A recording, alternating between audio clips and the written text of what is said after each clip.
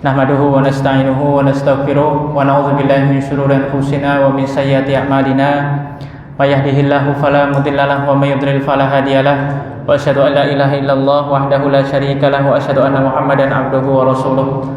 Allahumma shalli wa sallim ala nabiyyina Muhammad wa ala alihi wa sahbihi ajma'in. Subhanaka la ilma lana illa ma 'allamtana innaka antal alimul hakim. Allahumma 'allimna ma yanfa'una wanfa'na bima 'allamtana wa zidna 'ilman wa hudan wa tuqan wa salahan ya rabbal alamin. Amma ba'du. Alhamdulillah, jamaah rahimakumullah, Bapak Ibu dan seluruh hadirin, para finalis apa ini Pak? Finalis Ramadan, Masya Allah. Lombanya tinggal beberapa hari lagi. Ini sudah mungkin perempat final ini. Sebentar lagi mau final. Jadi jamaah rahimakumullah, alhamdulillah kita bersyukur kepada Allah Subhanahu wa taala pada hari ini, di hari Selasa tanggal 27 Ramadan. Ramadan begitu cepat, tidak terasa sekarang sudah memasuki tanggal 27 Ramadan. Bapak Ibu jamaah rahimakumullah, orang itu kalau dia tidak merasakan nikmatnya di bulan Ramadan, tidak bisa merasakan sedihnya ketika ditinggalkan bulan Ramadan. Jadi jamaah rahimakumullah, kalau kita itu mengagungkan betul bulan mulia ini, itu ya Allah, di tanggal 27 ini seakan-akan kita akan kehilangan sosok yang akan meninggalkan kita selama-lamanya. Kalau kita sebagai seorang anak, ini orang tua sudah berikan wasiat, nak, besok kalau sudah meninggal tolong, nah, beberapa hari lagi saya sudah tidak yakin akan hidup dan bisa tinggal bersama dengan kalian.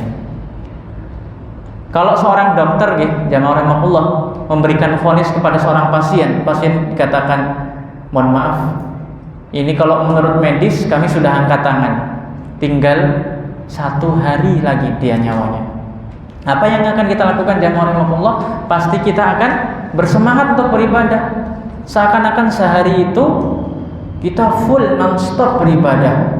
Diisi dengan tilawatul Quran, baca Al-Quran, diisi dengan i'tikaf, Masya Allah, diisi dengan kita zikrullah, mengingat Allah Subhanahu wa ta'ala. Kita isi dengan amal ketaatan yang tidak pernah kita tahu apakah besok akan kita lakukan, bisa itu seperti itu. Jamaah rahimakumullah, ada salah satu ulama yang sezaman dengan Imam Malik bin Anas, ulama di Madinah pada zamannya, abad kedua Hijriah. Beliau bernama Ibnu Abi Dzib. Ibnu Abi Dzib ini jamaah rahimakumullah dikenal sebagai alim plus amil, orang yang beramal, orang yang beribadah, abid. Kalau dikatakan kepada Ibnu Abi Dzib, wahai Imam Ibnu Abi Dzib, besok Rabu itu kiamat.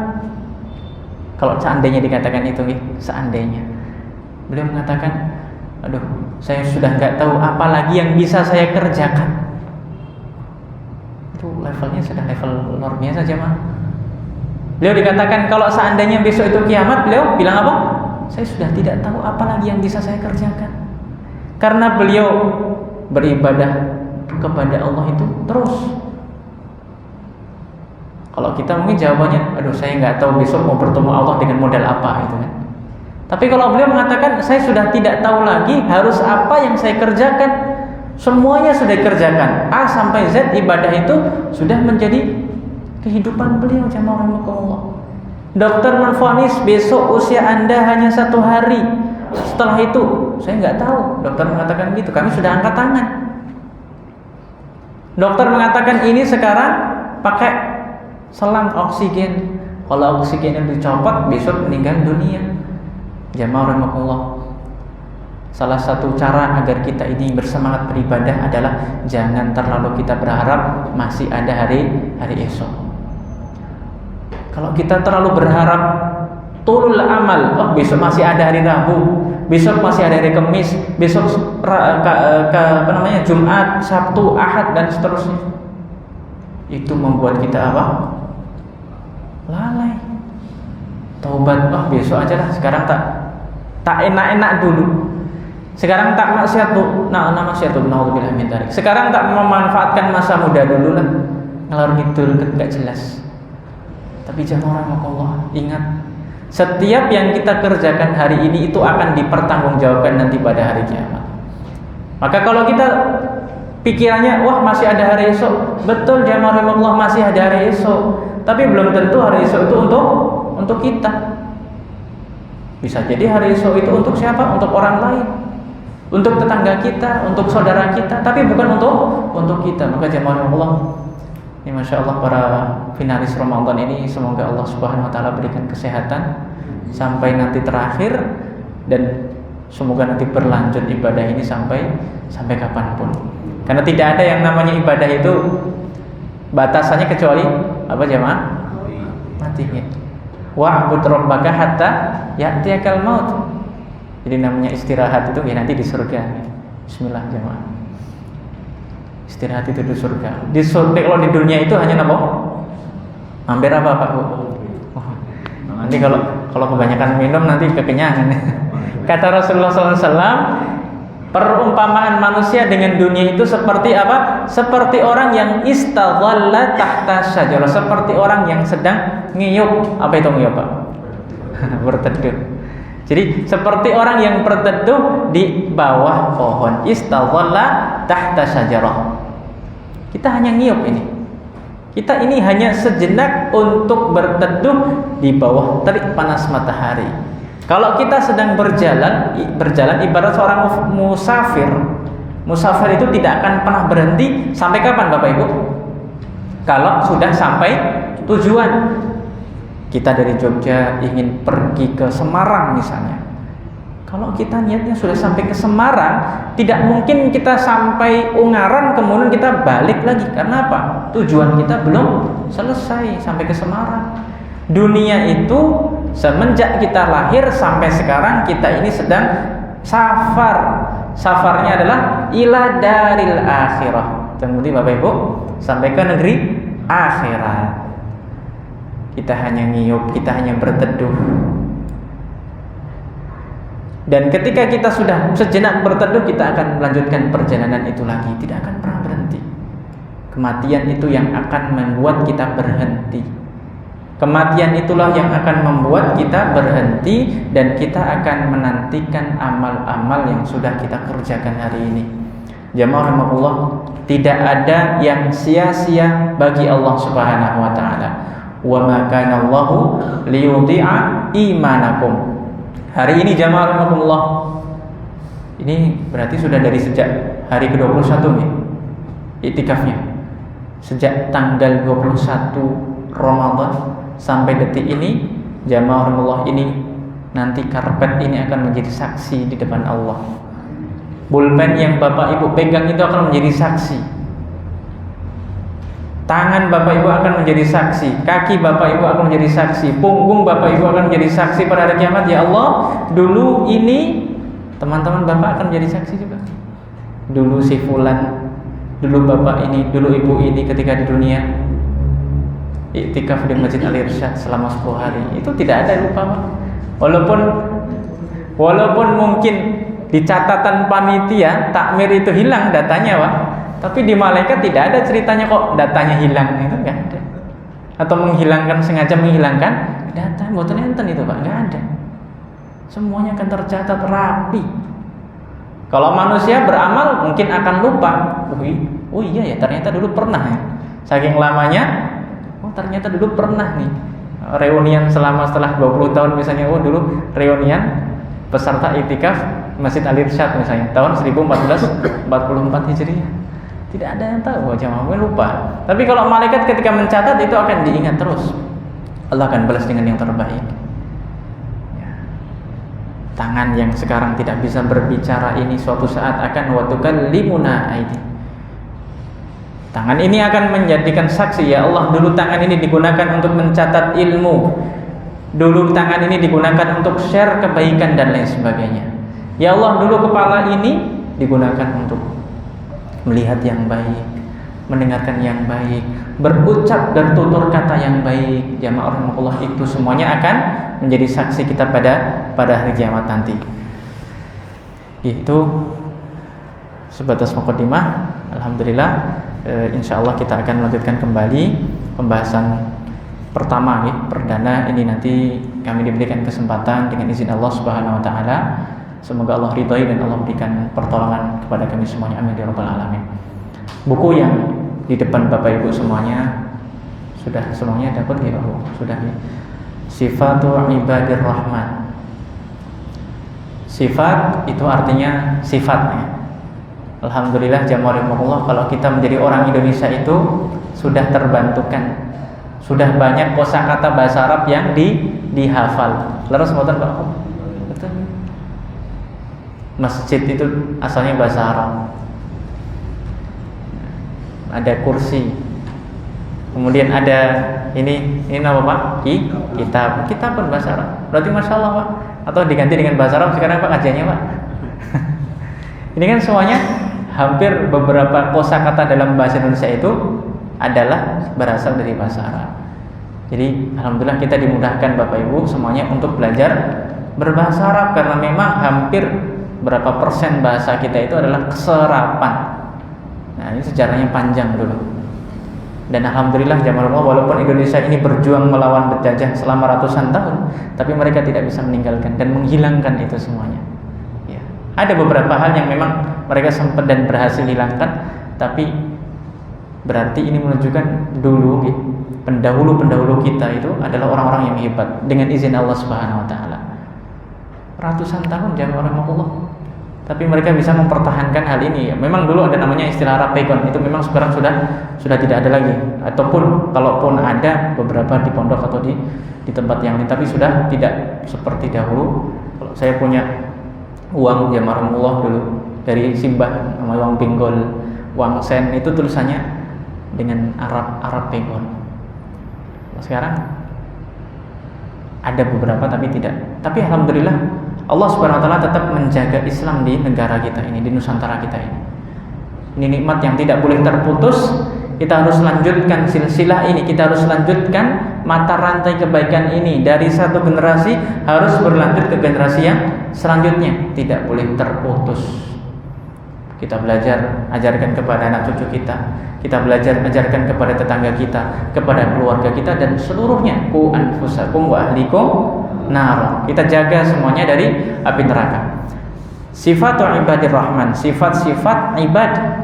Apa itu jamaah ibad? Hamba Ar-Rahman, yaitu Allah Subhanahu wa taala. Allah Subhanahu wa taala memiliki berapa nama? 99. Inna lillahi tis'atan wa tis'ina asman. Allah itu memiliki 99 nama. Jadi 100 kurang 1. Mi'atan illa wahidah. Di antara nama beliau atau nama Allah Subhanahu wa taala adalah Ar-Rahman. Dan ini adalah nama, termasuk nama pertama kali yang Allah sebutkan dalam mushaf. Bagaimana Bapak ayatnya? Bismillahirrahmanirrahim. Setelah Allah kemudian Ar-Rahman. Kenapa Allah pilihkan Ar-Rahman Bapak Ibu? Padahal nama Allah itu tidak hanya sebatas Ar-Rahman gitu. Apa saja Bu? Contohnya Bu, selain Ar-Rahman Bu. Al-Malik ya, Al-Quddus, Al-Muhaimin misalnya, As-Salam, Al-Jabbar, Al-Mutakabbir, Al-Qadir, Al-Alim, As-Sami, Al-Basir dan lain sebagainya. Tapi kenapa Allah Subhanahu wa taala sebutkan yang pertama kali adalah setelah nama Allah kemudian Ar-Rahman. Pilihan kata dalam Al-Qur'an itu pasti ada hikmah dan maknanya jamaah rahimakumullah. Karena Al-Qur'an ini adalah rahmat Allah Subhanahu wa taala. Maka seakan-akan ketika Allah tempatkan nama yang pertama kali adalah Ar-Rahman, ini sebagai bukti dan tanda kalau kita ingin mendapatkan rahmat, maka kita harus selalu mempelajari dan dekat dengan Al-Quran. Ar-Rahman dari kata rahmah, rahmat Allah Subhanahu wa taala. Sifatu ibadir rahman, sifat-sifat hamba Allah yang penyayang. Jadi dalam buku ini ada 8 kiat, ada 8 kunci kita bisa menjadi ibadur rahman. Sifat-sifatnya apa? Kan seperti itu nggak jemaah? Jadi kita ingin mengetahui bagaimana kita bisa menjadi hambanya Rahman, itu hamba Allah Subhanahu wa taala. Ini ditulis oleh salah satu guru kami juga, Syekh Abdul Razak bin Abdul Muhsin Al-Badr. Beliau sampai sekarang masih mengajar di Masjid Nabawi menggantikan ayahnya, jemaah. Jadi bapaknya atau yang ayah beliau adalah Syekh Abdul Muhsin. Beliau sudah sepuh di atas 80 tahun. Usianya berkah Bapak Ibu. Kami beberapa kali alhamdulillah menghadiri majelis beliau di kitab Sahih Muslim dan beberapa di Sahih Bukhari.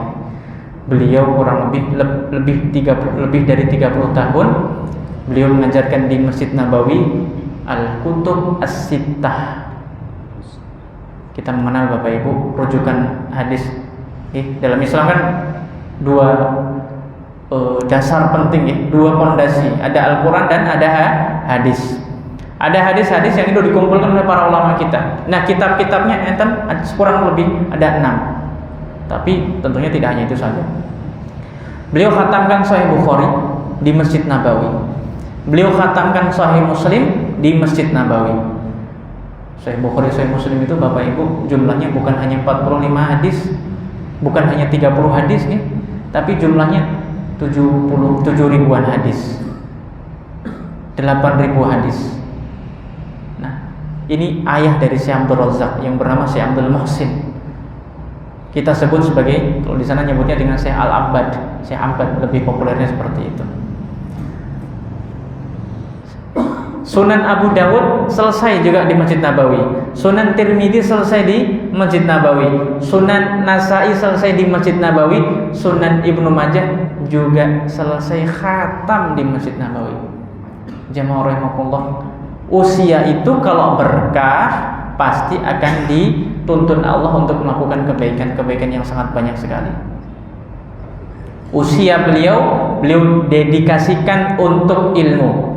Bapak Ibu jamaah rahimakumullah, Syekh Abdul Muhsin atau ayah dari penulis ini itu pernah mendapatkan gelar kehormatan, piagam dari raja. Kalau di dunia mungkin kita mengenal sebagai Nobel, Pak. Nah, di Saudi, Arab Saudi itu ada untuk penghargaan umat Islam. Namanya adalah Piagam Raja Faisal gitu ya. Piagam Raja Faisal pernah diberikan kepada Syekh Abdul Muhsin karena dedikasinya untuk ilmu hadis. Jamaah rahimakumullah, beliau tidak mau menggunakan uang yang diberikan itu, tapi diberikan semuanya untuk seluruh tulabul ilm, penuntut ilmu. Alhamdulillah kami juga termasuk yang mendapatkan itu, karena ketika beliau mendapatkan itu, beliau masih mengajar. Jamaah, beliau berikan itu semua, bahkan yang ngasih sambutan bukan Syekh Abdul Muhsinnya, padahal beliau bisa, tapi beliau minta putranya yang bernama Syekh Abdul Razak untuk memberikan sambutan atas piagam penghargaan itu. Jamaah rahimakumullah, itu Syekh Abdul Muhsin Al-Abbad. Pengajian beliau kalau di Masjid Nabawi setiap hari kecuali Jumat. Itu pengajian atau kajian yang paling sering, padahal usia beliau minten 80 tahun. Sejak pada maghrib sampai isya itu tidak pernah absen, kecuali kalau beliau sedang umroh atau haji. Selain itu nggak akan pernah berhenti. Sakit beliau datang walaupun sempatkan berapa menit itu. Jadi jamaah kita belajar dari kesungguhan para ulama itu. Kita belajar dari cita-cita tinggi para ulama bahwa ilmu itu harus diajarkan, ilmu itu harus disampaikan, ilmu itu harus disebarkan. Syekh Abdul Muhsin Al-Abbad walaupun sekarang beliau sudah berhenti mengajar karena masalah kesehatan yang tidak bisa diganggu gugat lagi. Makanya beliau berhenti dan dilanjutkan oleh putranya. Jamaah rahimakumullah, seorang anak yang baik, seorang anak yang saleh itu bukan begitu saja keluar, tapi ini semuanya prosesnya panjang. Bahkan jamaah Allah, kalau kita ingin memiliki anak yang saleh, bukan hanya sebatas itu kita programkan setelah lahir, tapi kapan jamaah? Sebelum lahir. Apa doanya? Rabbi habli minas shalihin, ya Allah berikanlah kami anak yang saleh. Berarti memprogramkan anak soleh itu bukan setelah lahir, tapi bahkan sebelum menikah, tapi bahkan sebelum hamil mungkin seorang istri itu. Rabbi habli minas sholihin. Anak yang baik lahir dari rahim yang sholihah. Anak yang sholih itu juga lahir dari seorang ayah yang sholih, taat kepada Allah Subhanahu wa taala. Maka jemaah Allah, Syekh Abdul Razak ini adalah hasil dari ayahnya yang bernama Syekh Abdul Muhsin Al-Abbad. Syekh Abdul Razak punya majelis yang sekarang di majelisnya ayahnya, kursinya masih sama. Dan mohon izin menyampaikan pengalaman jamaahullah, Syekh Abdul Razak ini kalau beliau berbicara tentang masalah seperti ini, itu memang beliau pakarnya jemaah. Makanya ketika kemarin beberapa waktu saudara sama Pak Helmi buku ini, ya Allah, ini guru yang luar biasa sekali Syekh Abdul Razak ini. Beliau di majelisnya mungkin menyampaikan biasa saja, tapi dari hati ke hati itu ya.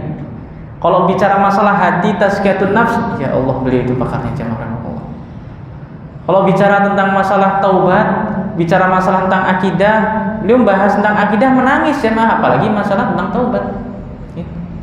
Bagi kita kan mungkin masalah akidah itu kan serius ya, tapi beliau bisa menangis ketika menjelaskan hal itu. Menjelaskan tentang keesaan Allah, keagungan Allah Subhanahu wa taala, beliau menangis menceritakan itu, tazkiyatun nafs.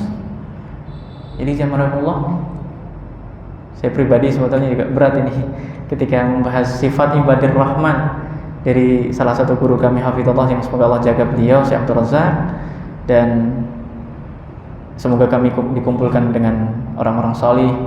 Walaupun kami belum sampai ke situ derajatnya, tapi kata Imam Syafi'i, wahibbus salihina walastu minhum. Aku cinta orang-orang salih walaupun saya bukan bagian dari mereka. La'ali an ana la minhum syafa'atan. Semoga saya dapat nanti pada hari kiamat mendapatkan syafaat orang-orang yang dicintai Allah Subhanahu wa taala. Berkumpul ya, harus kita punya circle yang baik jemaah rahmatullah. Iktikaf Bapak Ibu dari beberapa wilayah. Ini semuanya dari Jogja ya? Enggak ada yang dari luar, Pak. Luar Jogja maksudnya Sleman, Banten atau? Banten. Masih yang mana? Masya Allah, dari Solo. Kali Irsad, Pak. Bayangkan, luar biasa sekali. Bahkan sudah 1 bulan. Sudah 1 bulan? Ya. Oh, Masya Allah. Masya Allah, Masya Allah. Ini udah finalis bener ini Pak. Ini finalis ini, Masya Allah. Jazakallahu khairan. Jadi jamaah Allah, ini kita harus memiliki teman-teman ataupun circle yang baik seperti ini, yang saling mengingatkan dalam kebaikan. Kalau kita kok sedikit mencong itu ya kita ingatkan, Mas, maaf. Ini yang nanti akan kita rindukan Bapak Ibu sekalian rahmatullah. Kalau kita sudah kembali ke lingkungan masing-masing, tidak seperti ini. Beribadah itu jamaah rahmatullah kalau dikerjakan bareng-bareng mudah atau sulit? Mudah nggih? Mudah. Kalau Bapak Ibu puasa bareng-bareng karena bulan Ramadan mudah karena lihat orang kelaparan nih kan. Lihat orang kehausan sama. Tapi kalau Bapak sendiri puasa, yang lain kok pada nyedot es teh ya. Saya kok puasa berat itu. Kalau Bapak Ibu semua tarawih bareng-bareng dengan imam itu enak. Karena kita ada temennya. Tapi kalau Bapak Ibu datang ke masjidnya kok gelap, gak ada orang yang nemenin, itu 1 rakaat mungkin sudah pengen pulang gitu kan. Karena apa jamaah Allah, kita ini kalau beribadah bersama dengan teman-teman seperti ini, kita ada temannya, ada lingkungan yang baik, itu saling akan dukung dalam kebaikan. Dan ini kata Umar bin Khattab adalah nikmat terbesar setelah iman. Kita memiliki teman yang baik. Umar mengatakan demikian jemaah Allah. Nikmat terbesar setelah iman dan Islam, mengenal Allah adalah kita punya as-suhbah as-salihah, akhun salih, teman yang baik. Maka kata Rasulullah SAW, kalau kita punya teman yang baik, maka kita pegang erat itu jemaah Allah. Jangan pernah meleset, jangan pernah hilang.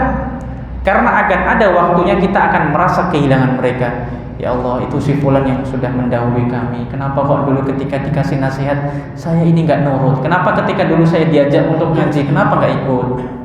Sekarang saya kehilangan. Sebelum datang penyesalan, mari kita menyesal sekarang. Sebelum datang sedih sekarang Bapak Ibu. Sebelum kita menangis nanti pada hari kiamat, menangis sekarang. Kalau sekarang menangis, memang tempatnya dunia untuk menangis, karena di akhirat, di surga sudah tidak ada lagi tangis. Sudah tidak ada lagi kesedihan, sudah tidak lagi galau. Di dunia Pak itu tempatnya. Maka Bapak Ibu serta iktikaf Masjid Al-Irsyad rahimani rahimakumullah, ini sifat ibadur rahman yang semoga Allah izinkan kita untuk menyelesaikan. Tadi saya sampaikan ada 8 sifat. Nah, kalau kami diberikan 3 hari, semoga hari ini bisa 3 ataupun 2, besok 3, kemudian setelah itu 2. Jadi kita bagi, semoga selesai. Gitu nggih Pak. Jadi sifat ibadur rahman, sifat-sifat hamba Allah Subhanahu wa taala. Tujuannya apa kita mempelajari ini? Agar kita bisa meniru, Pak. Agar kita bisa tahu apa sebetulnya yang bisa kita lakukan untuk menjadi hamba Ar-Rahman.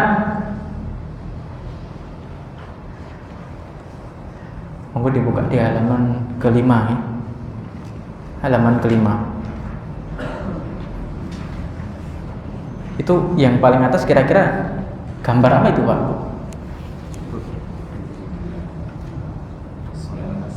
Gambar apa itu, Pak? Tulisannya apa nih, Bu? Bismillahirrahmanirrahim.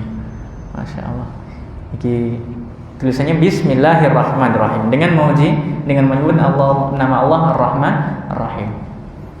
Jamaah rahimakumullah, adab dalam penulisan itu adalah kita mulai dengan basmalah, bismillah. Dan ini semua para ulama dalam karya-karya mereka itu memulai dengan Bismillahirrahmanirrahim. Silahkan Bapak cek, silahkan Bapak lihat, Ibu lihat buku-buku, kitab-kitab karya para ulama itu dimulai dengan bismillah. Ini yang seharusnya kita tiru jemaah. Kalau Bapak Ibu di sini sebagai penulis, minimal penulis pesan WA kan? Atau penulis surat untuk anak, penulis surat untuk siapa gitu kan. Itu kan juga menulis gitu. Itu kan juga penulis gitu. Nah, kalau ada yang menulis buku atau punya percetakan atau kita punya kenalan yang dia itu menulis buku, sampaikan Bapak Ibu yang rahimahullah, tulislah basmalah. Kalau percetakan yang kita lihat, alhamdulillah saya pernah cek, itu ada basmalahnya, percetakan di Indonesia, alhamdulillah. Beliau memulai dengan adab penulisan. Adab menulis atau penulisan yang pertama adalah dimulai dengan basmalah. Bismillahirrahmanirrahim. Kenapa jamaah rahimahullah dimulai dengan basmalah? Ada 3 alasannya. Ada berapa jamaah? Ada 3. Yang pertama, karena ini kita ingin mengikuti Al-Quran, iqtidaan bil Quran. Kita ingin meniru, kita ingin mengikuti Al-Quran. Kenapa kita ikuti Al-Quran jamaah rahimahullah? Karena siapa yang mengikuti petunjuk Al-Quran, maka dia akan selamat. Siapa yang ikut petunjuk Al-Quran, maka dia akan bahagia. Siapa yang ikut petunjuk Al-Quran, maka dia akan diberkahi oleh Allah Subhanahu wa ta'ala. Ayat yang pertama kali dalam Al-Quran jamaah rahimahullah adalah apa? Bismillahirrahmanirrahim. Bismillahi aqra, dengan nama Allah aku membaca. Bismillahi aktub, dengan nama Allah aku menulis. Bismillahi usolli, dengan nama Allah aku bisa sholat. Bismillahi amshi, dengan basmalah aku pun bisa berjalan menuju masjid Allah Subhanahu wa ta'ala. Jadi jamaah Allah, para ulama ahli tafsir mengatakan ba dalam bismillah itu adalah ba lil isti'anah, ba untuk minta tolong. Makanya jamaah Allah kita sering mengucapkan ihdinas iyyaka na'budu wa iyyaka nasta'in. Kepada Engkau ya Allah kami beribadah dan hanya kepada Engkau lah kami minta tolong. Isti'anah. Jadi ba itu sebagai apa? Minta tolong. Bismillahi adkhul, dengan nama Allah aku masuk rumah. Bismillahi akhruj, dengan nama Allah aku keluar rumah. Bismillahi asum, dan sebagainya jamaah rahimahullah. Jadi ba itu adalah ba isti'anah, minta tolong, minta inayah, pertolongan dari Allah Subhanahu wa ta'ala.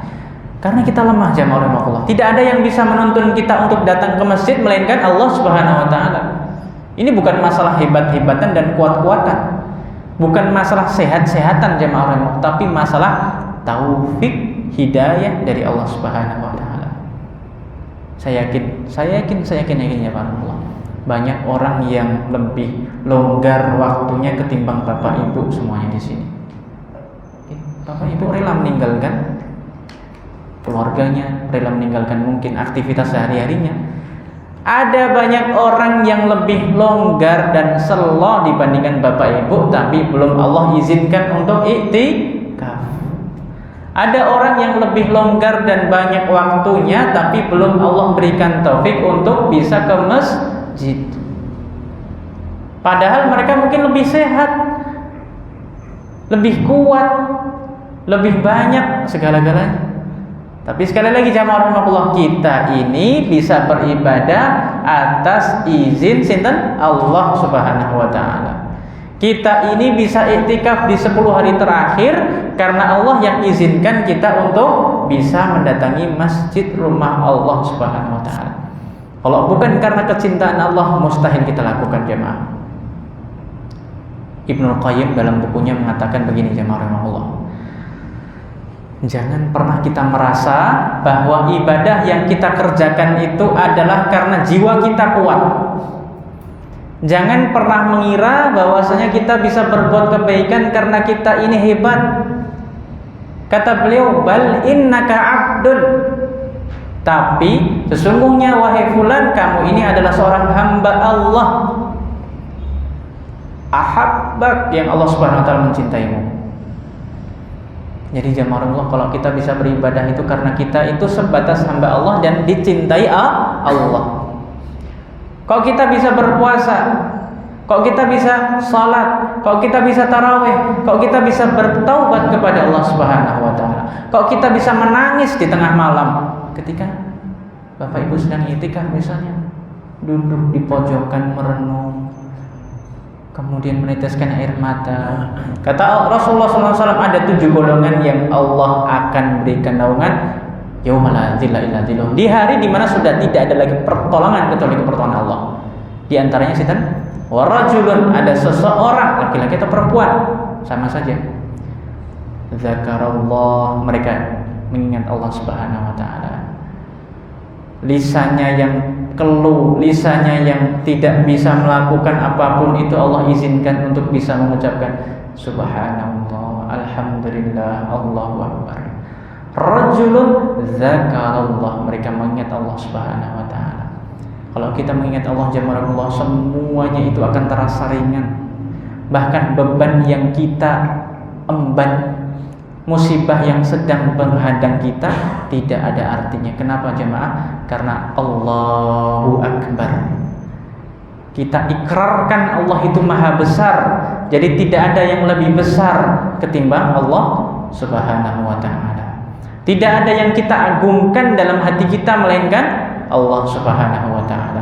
Seseorang yang datang kepada Allah dengan bertobat itu lebih Allah cintai ketimbang orang yang dia itu bertasbih tapi dia sombong dengan ibadahnya.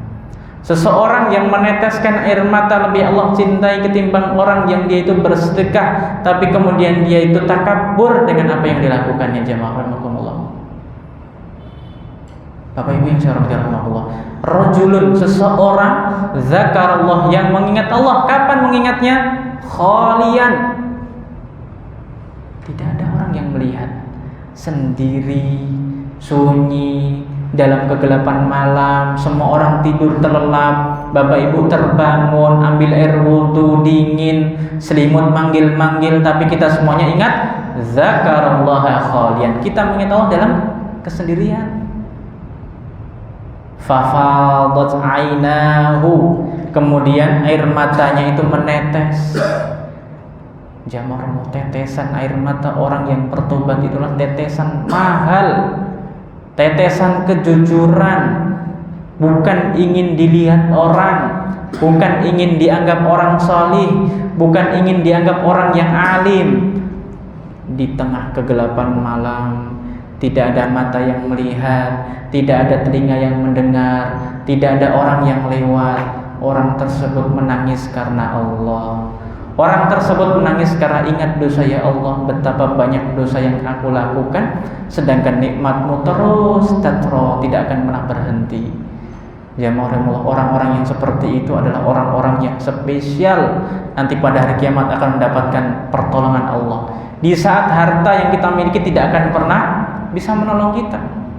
Memang jamaah orang-orang yang sekarang ini punya banyak uang, dia merasa uangnya itu bisa nyogok malaikat, mustahil jamaah, tidak akan bisa. Memang mereka mengira ketika mereka berbuat maksiat dan mereka kaya, uangnya itu bisa membeli hukum, nggak bisa jamaah Allah. Memang orang yang sekarang ini berbuat maksiat, mereka punya harta, mereka yakin hartanya itu bisa menyelamatkan. Yauma la yanfa'u malun wala banun.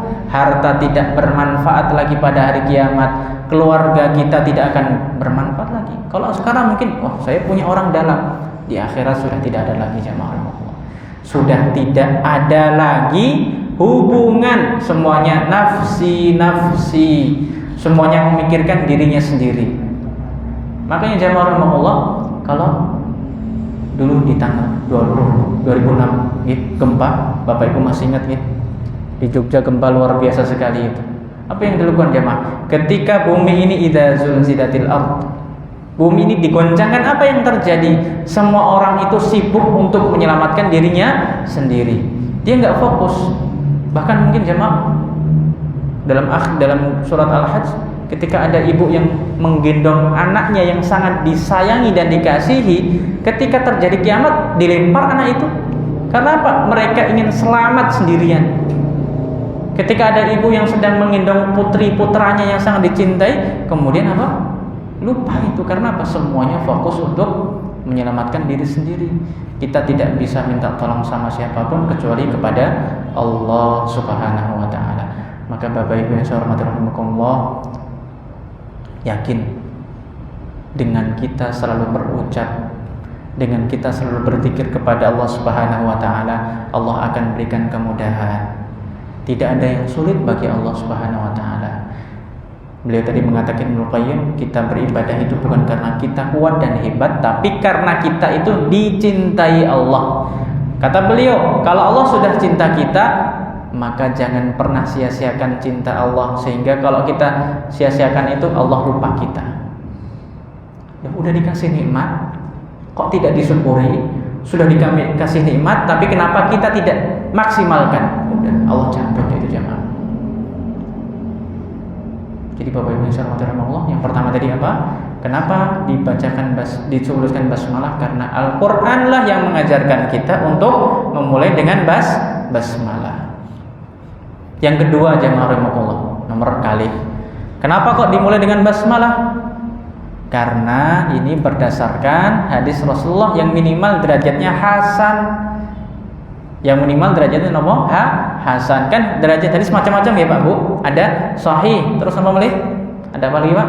Ada hasan ya. Kemudian ada dhaif yang kita sebut sebagai hadis lemah. Kemudian yang keempat ada namanya hadis maudhu, hadis palsu. Sahih, hasan, dhaif dan maudhu. Ini di antara pembagiannya, walaupun ada banyak sekali pembagian, tapi ini pembagian yang cukup familiar kita dengar. Jamaah rahimakumullah. Tadi yang kedua, ada satu hadis Nabi SAW yang Nabi bersabda, kullu amrin zibalin, setiap ada amalan yang mulia, setiap ada amalan yang baik, la yubda'u fihi bi bismillah, yang tidak dimulai dengan apa Pak Bu? Bismillah, fahuwa aqta, maka itu amalannya tidak kurang berkah. Sekali lagi jamaah rahmatullah, di sini minimal derajat adalah hasan. Oh, berarti kalau seperti itu para ulama kemudian mengamalkan, dimulai dengan basmalah. Tadi yang pertama apa jamaah? Karena Al-Quran dimulai dengan basmalah. Yang kedua, karena Nabi menganjurkan kita untuk mengucapkan amalan yang baik dengan basmalah. Kemudian yang ketiga, karena Nabi Muhammad SAW kalau dulu berkirim surat kepada raja-raja, beliau dengan basmalah. Jadi beliau dulu Bapak Ibu, bukan beliau yang menulis, tapi beliau minta tolong sahabat-sahabatnya untuk menuliskan. Kenapa? Karena Nabi itu la yaktub wa la yaqra. Nabi itu tidak menulis dan tidak bisa membaca. Loh, aib dong. Terus nggih Pak Bu, itu aib toh. Tapi bagi Nabi itu adalah kesempurnaan.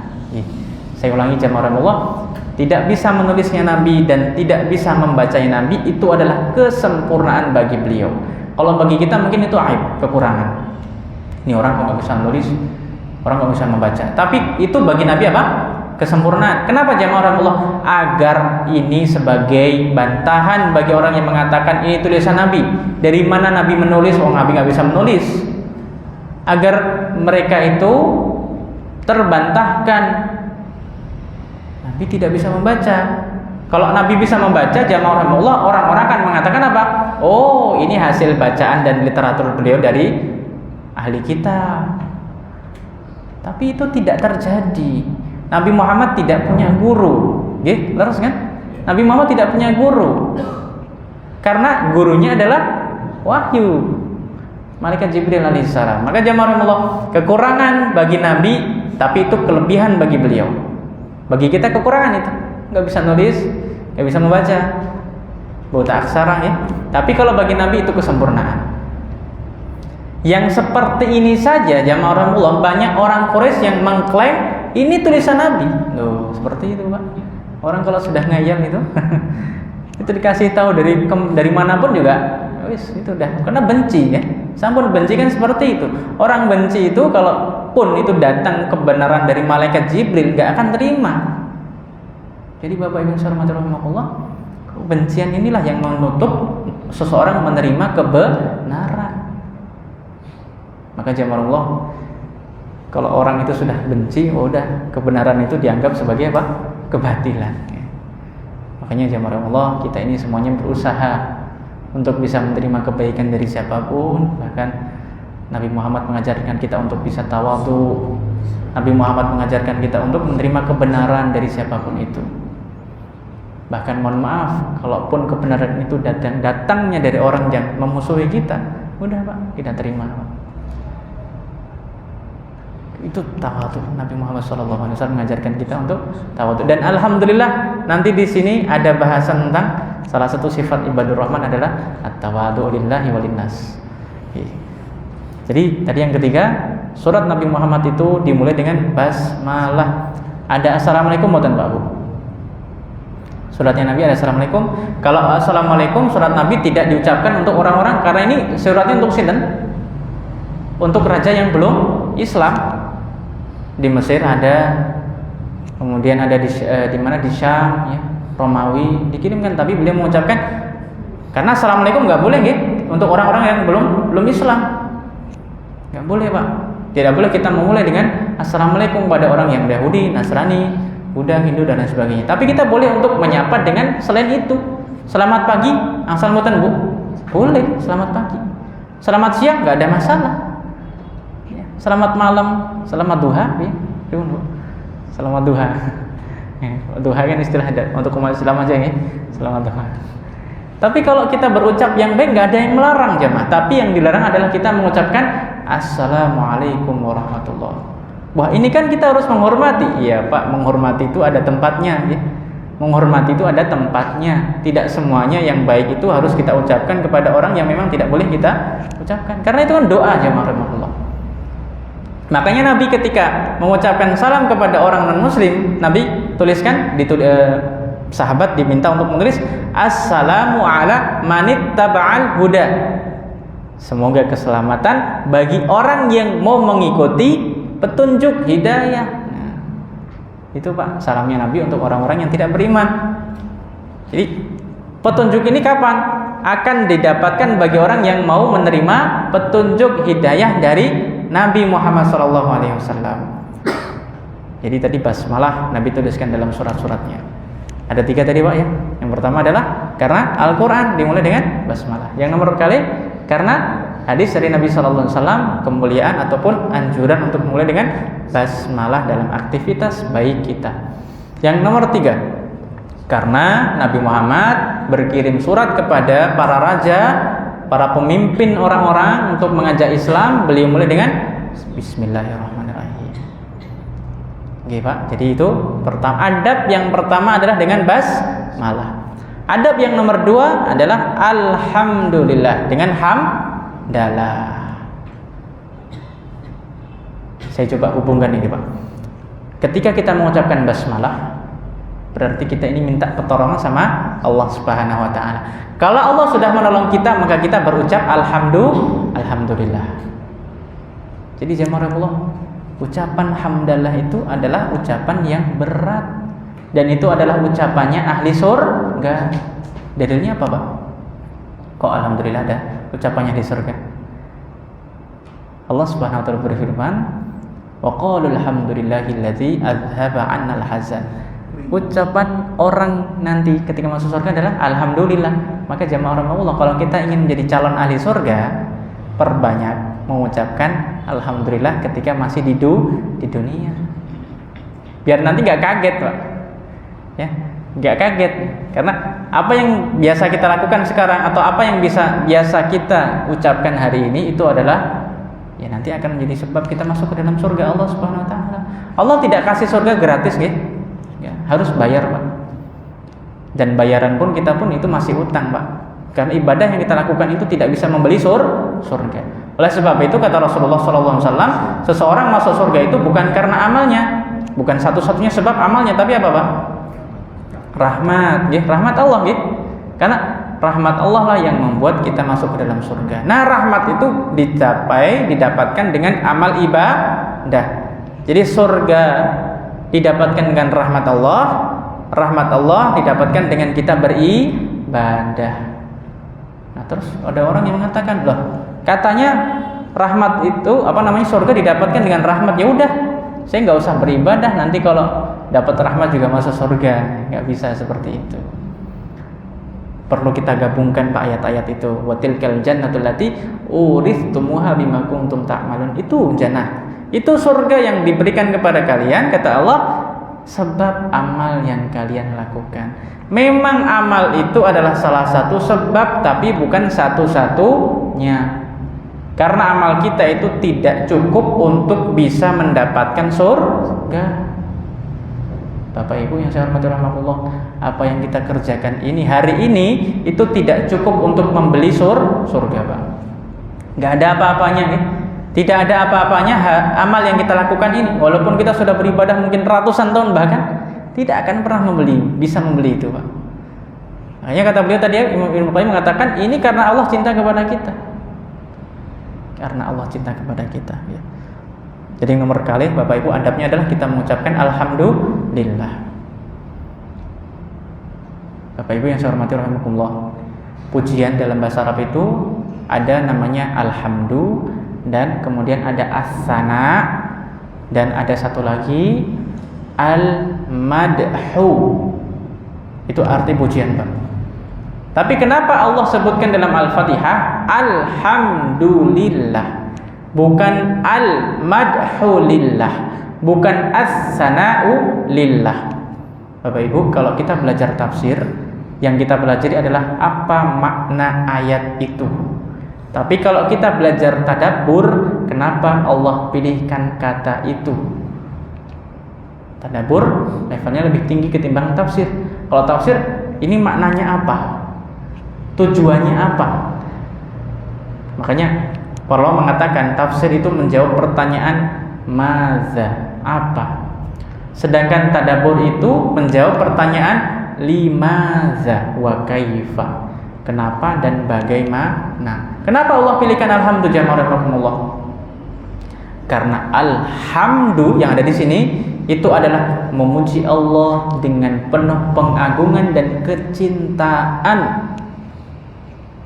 Bapak Ibu, apa tadi? Memuji Allah dengan penuh pengagungan dan kecintaan. Ada orang yang memuji, tapi dia nggak cinta. Karena apa, Pak? Takut. Nanti kalau jenengan nggak muji, saya pukul loh. Nanti kalau jenengan nggak muji, saya nggak kasih gaji loh. Nah, akhirnya dipuji. Pujian itu dalam bahasa Arab bukan hamdun, Pak, tapi apa? Madhun. Karena kalau alhamdu itu memuji dengan pengagungan dan kecintaan. Tapi kalau madaha atau al-madhu memuji karena misalnya seorang takut atau memuji biasa saja. Makanya jamaah Allah, kalau kita ini mengucapkan alhamdulillah, kita itu harus agungkan Allah Subhanahu wa taala. Sampai-sampai Nabi Muhammad SAW, Bapak Ibu yang saya hormati, seluruh hadirin peserta iktikaf Masjid Al-Irsyad rahimakumullah, Nabi itu kalau sedang mendapatkan nikmat, apa yang diucapkan Bapak Ibu? Alhamdulillahilladzi binikmatihi tatimmus shalihat. Ya Allah, atau alhamdulillah segala puji milik Allah yang dengan nikmatnya kebaikan-kebaikan itu menjadi sempurna. Bapak Ibu bisa puasa full karena apa? Nikmat Allah.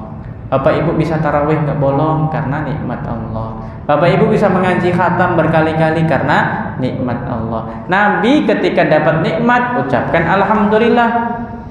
Sedangkan Nabi Muhammad ketika mendapatkan musibah yang diucapkan pun juga alhamdulillah. Alhamdulillahi ala kulli hal. Segala puji milik Allah dalam segala keadaan. Bayangin Bapak Ibu, logika manusia ini kok bisa ya? Orang dapat musibah kok ngucapin alhamdulillah. Karena bagi orang yang beriman, yang terbaik itu adalah makhtarallah, apa yang dipilihkan Allah untuk kita.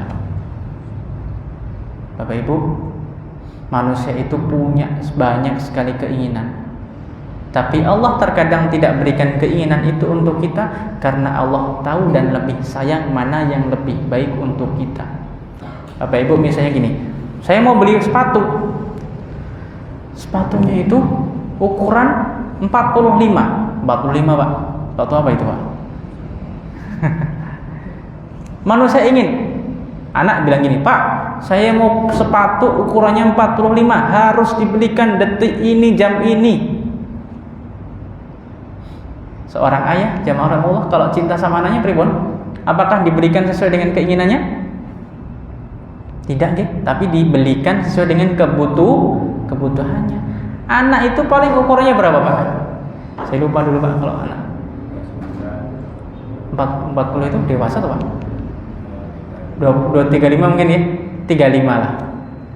35. Kalau anak tadi bilang saya ingin beli yang 45 ukurannya. Orang tua dengan kasih sayangnya bukan ya udahlah karena ini anak yang tersayang, anak satu-satunya tunggal, tak belikan 45. Itu bukan kasih sayang namanya jemaah rahimahullah. Kasih sayang itu adalah ketika anak itu dibelikan sesuai dengan kebutuhannya. Berapa misalnya ukurannya 35 ya sudah itu. Allah Subhanahu wa taala ibaratnya dan walillahil mathalul a'la. Allah tidak berikan kita yang ukuran 45, tapi Allah berikan yang ukurannya 35. Allah memberi karena Allah sayang kita. Allah lebih tahu mana yang terbaik untuk kita. Oleh karena itu Allah, manusia itu banyak sekali keinginannya, tetapi Allah lebih tahu apa yang menjadi kebutuhan kita. Jadi jemaah rahmatullah, orang yang beriman itu hatinya selalu berucap alhamdulillah. Inilah yang terbaik. Inilah yang terbaik. Tidak mungkin Allah itu membuat hambanya, kekasihnya itu sengsara. Bahkan sekelas musibah saja jamaah rahmatullah. Kalau ada orang sama dokter dikatakan, Mas, ini harus operasi. Kalau kita mengatakan, operasi itu kan nyiksa, nggak jadi operasi, sakitnya nggak sembuh kan Pak? Tapi ketika dokter itu harus mengoperasi pasiennya, harus melakukan operasi tadi, itu adalah salah satu ikhtiar agar dia itu semakin sehat. Tapi kan terlihat menyiksa itu, gitu. Terlihat menyiksa bagi kita. Ilustrasi seperti ini jamaah Allah itu selalu memberikan yang terbaik. Apalagi kalau Bapak Ibu itu adalah orang yang tidak pernah absen ketika Allah perintahkan. Ketika Bapak Ibu tidak pernah terlihat melakukan keburukan, Allah pasti akan berikan yang terbaik. Apakah harus sekarang? Tidak Pak. Bisa jadi Allah itu mungkin kalau di bank Pak, mungkin pahala Bapak Ibu didepositokan nanti di bank. Kapan akan Allah berikan? Ketika di akhirat. Di dunia tidak dapat, nggak ada masalah, karena wal akhiratu khairu wa abqa. Akhirat itu lebih baik dan akhirat itu lebih kekal. Akhirat lebih kekal. Oleh karena itu, alhamdulillah. Ucapkanlah itu dengan penuh pengagungan kepada Allah Subhanahu wa taala. Ucapkanlah itu dengan kita mencintai Allah Subhanahu wa taala.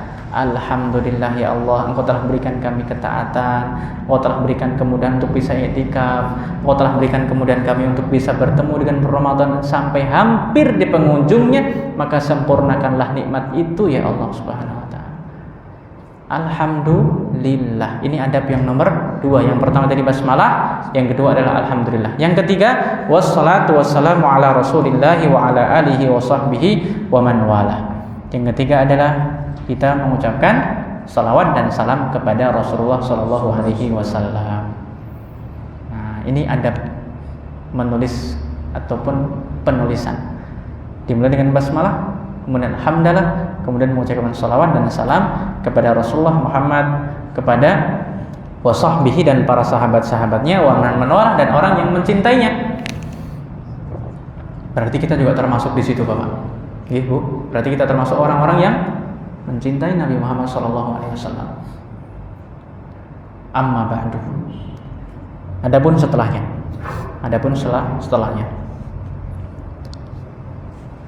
Ini mukaddimahnya kita ambil singkat saja nih Pak. Nanti sebagian kita ambil. Sudah setengah jam. Ya Pak, biar nanti setelah itu. Jadi Pak, kalau orang mau lari itu harus pemanasan dulu Pak. Takutnya nanti kalau saya yang lari, nanti takutnya malah mas-masan. Ini pemanasan dulu, nanti kalau sudah, ya bismillah. Mulai sprint pelan-pelan, gitu. Bapak Ibu yang saya hormati rahmatullah, di paragraf yang kedua, beliau mengatakan fa'innama. Bapak nanti atau Ibu bisa catat di sampingnya itu, gitu. Di space samping kanan atau kirinya. Ini kira-kira saya akan bantu untuk menuliskan apa ide gagasan utamanya. Mohon maaf kalau Bapak Ibu nanti terjemahkan satu perkata ini mungkin sampai i'tikaf tahun depan Pak. Sampai Ramadan tahun depan. Tapi enggak apa. Nanti Bapak Ibu saya bantu dengan izin Allah Subhanahu wa taala untuk menuliskan apa ide gagasan paragraf tersebut. Alhamdulillah. Paragraf yang pertama jamaah rahimakumullah, beliau mengatakan fa inna maqamal ubudiyyati lillahi maqamun azim. Beliau ingin sampaikan di sini bahwa menghambakan diri kepada Allah itu adalah tugas paling utama. Apa Pak? Menghambakan diri kepada Allah adalah tugas yang paling utama. Tugas yang paling utama adalah kita sebagai hamba Allah. Tidak ada yang lain Pak. Karena hamba itu kan macam-macam. Ada hamba dunia, ada hamba jabatan misalnya. Ada apa lagi Pak? Hamba uang, hamba harta. Ada juga Pak. Oh aduh. Dan sebagainya. Nah, jadi jamaah rahimakumullah, menghambakan diri kepada Allah itu adalah asyraful maqamat. Apa Pak? Kedudukan yang paling tinggi. Tidak ada lagi yang mengunggulinya. Subhanallah. Bapak Ibu, kalau Allah cinta kepada manusia, Allah itu akan tunjukkan dia untuk melakukan hal yang paling baik. Paling baik. Ada amalan yang baik, ada yang terbaik. Allah akan pilihkan kita untuk melakukan yang terbaik. Makanya saya ucapkan ini adalah maqam, kedudukan yang paling tinggi. Bahkan dalam surat Al-Isra Allah berfirman bagaimana? Subhanalladzi asra bi 'abdihi. Allah yang telah mengisrakan siapa? Hambanya. Ini Allah sedang memuji Bapak Ibu. Tapi ketika Allah memuji, Allah sebutkan dengan bi 'abdihi, dengan hambanya. Siapa itu? Nabi Muhammad SAW. Berarti kalau Nabi saja itu dipuji dengan kata abdun, kita pun juga harus siap untuk disebut sebagai hamba. Dan tidak ada kemuliaan lebih baik ketimbang kita itu menghambakan diri kepada Allah Subhanahu wa taala. Jamaah rahimakumullah, rasakan ketika kita menghambakan diri kepada Allah di saat kepala yang kata orang Jawa ini namanya mustaqo, harus nggih Pak? Mustaqo yang sangat kita hormati.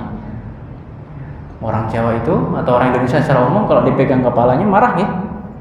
Betul nggak Pak? Kalau sudah dewasa anak kecil nggak apa-apa ya, karena itu kasih sayang. Tapi kalau Bapak misalnya tiba-tiba ada orang datang pegang kepala, kira-kira apa yang terjadi Pak? Apa Pak yang terjadi? Marah ini kan? Ini harga diri Bapak ini kan? Ibu pun juga sama. Kan? Kecuali kalau memang mungkin dengan teman yang guyon gitu Pak. Tapi kalau tahu-tahu ada orang datang pegang kepalanya, itu ngelanya kan? Nggak sopan. Ketika orang yang sujud itu meletakkan anggota tubuh yang paling mulia di tempat yang paling rendah, bahkan sama dengan kakinya, itulah penghambaan yang paling mulia Bapak Ibu. Penghambaan yang paling mulia adalah ketika kita rendahkan diri kita serendah-rendahnya di hadapan Sang Penguasa Allah Subhanahu wa taala. Itu namanya ubudiyah, Bapak Ibu. Ubudiyah itu adalah ketika kita relakan diri kita hanya untuk menghamba kepada Allah. Qul inna salati wa nusuki wa mahyaya wa mamati lillahi rabbil alamin. Katakanlah, hidupku, matiku, ibadahku itu untuk Allah Subhanahu wa taala. Karena semua yang karena Allah itu pasti akan abadi. Kalau sesuatu kita kerjakan karena manusia, itu hanya sesaat, boom, selesai hilang Pak.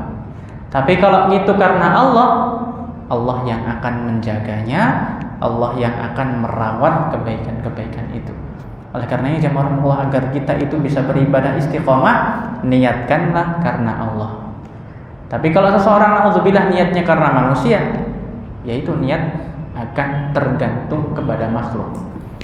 Itu nggih Pak. Jadi paragraf pertama ini itu terkait tentang apa? Tugas paling mulia adalah kita menghambakan diri kepada Allah. Yang berikutnya paragraf setelahnya, waqad dzakarallahu azza wa jalla li ahli hadzal maqam asy-syarif awsafan adidah wa simatin mubarakah fi nususin katsiratin liyajtahidal muslimu fil ittisafi biha wal amal bi muqtadaha liyanal maqam ar-rafi wasyaraf al-kabir inda rabbil alamin. Jadi jamaah Allah yang berikutnya adalah Allah menyebutkan sifat-sifat hambanya yang disebutkan dalam akhir surat Surat apa? Al-Furqan. Allah sebutkan beberapa sifatnya. Ada 8 sifat yang Syekh Abdul Razzaq hafizallah sebutkan, ada 8 ya, ada 8. Setelah beliau sebutkan ini, tujuannya adalah kita itu bisa mengamalkan dalam hidup kita sehari-hari. Jadi tidak hanya sebatas tahu, oh ternyata sifat hamba Allah Ar-Rahman itu satu. Dulu belajar di Masjid Al-Irsyad Karanganyar nih. Ini Karanganyar Jogja gitu Pak, bukan Karanganyar mana? Solo ya. Bukan apa. Belajar di Masjid Karanganyar di I'tikaf 1444 Hijriah. 8 dari pelajari, tapi harus kita ada actionnya apa? Kita harus lakukan.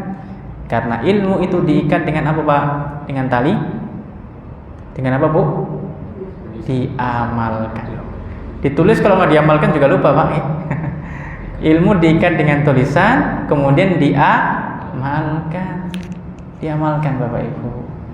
Insyaallah ketika kita sudah mengamalkan, ilmu itu akan kita hafal. Nah berikutnya, ini zuhur sekarang jam berapa ya Pak? 11 berapa zuhur? Zuhur jam berapa? 11 berapa? Masih 11.40. 11. Oh ya, nanti ada sesi, ada pertanyaan dan sebagainya. Ya, nanti ada jeda untuk ya, mungkin qailulah, ya. Istirahat dan sebagainya, Pak. Ya. Oke, nanti. Insyaallah, Pak. Yang penting dibuat itikaf ini jangan insyaallah tetap happy dan lain sebagainya, Pak. Mungkin semalam malam 27, Masya Allah. Tapi kan Bapak Ibu tidak hanya beribadah di 27 Pak, ya, tidak menerapkan ganjil genap ya, atau menerapkan ganjil genap Pak, malah kayak 4 mobil itu kan, semuanya gitu. kita sapu rata, malam 27, 28 semuanya ganjil genap sama saja. Kita nggak tahu kapan terjadi Lailatul Qadar. Nah, insyaallah. Jadi jamaah rahimahullah, tadi yang paragraf ini yang kedua adalah Allah sebutkan beberapa sifat-sifat hamba Ar-Rahman, ada 8. Kita pelajari kemudian kita amalkan. Yang berikutnya jamaah rahimahullah, paragraf yang akhir nih. Wa min abrasil mawadi' allati dzakarallah fiha awsafa ibadihil mu'minin fi siyaqin wahidin ma ja'a fi khawatim suratul Furqan haitsu dzakara thamaniyata awsaf. Intinya di sini jamaah rahimahullah, Bapak Ibu bisa kasih gagasan utamanya apa? Di sini beliau menyampaikan dari sekian ayat yang ada, beliau pilihkan ayat-ayat akhir di penghujung surat Al-Furqan. Ada 8 sifat. Ada berapa jemaah? Ada 8 sifat. Bapak Ibu bisa kasih contoh itu 8 sifat ibadur Rahman di akhir-akhir surat Al-Furqan. Halaman yang ke-6 bisa dibuka. Selanjutnya, kenapa Allah sebutkan dengan wa ibadur Rahman dan hamba-hamba Ar-Rahman? Allah tidak sebutkan namanya yang lain. Contohnya apa Pak? Nama yang lain Pak? Nama Allah yang lain selain Ar-Rahman apa nih Bu? Al-Aziz. Allah tidak sebutkan wa ibadul aziz kan? Atau apa lagi Pak? Wa ibadus samad. Terus wa ibadu al-alim misalnya, atau wa ibadu al-jabbar. Kan enggak Pak?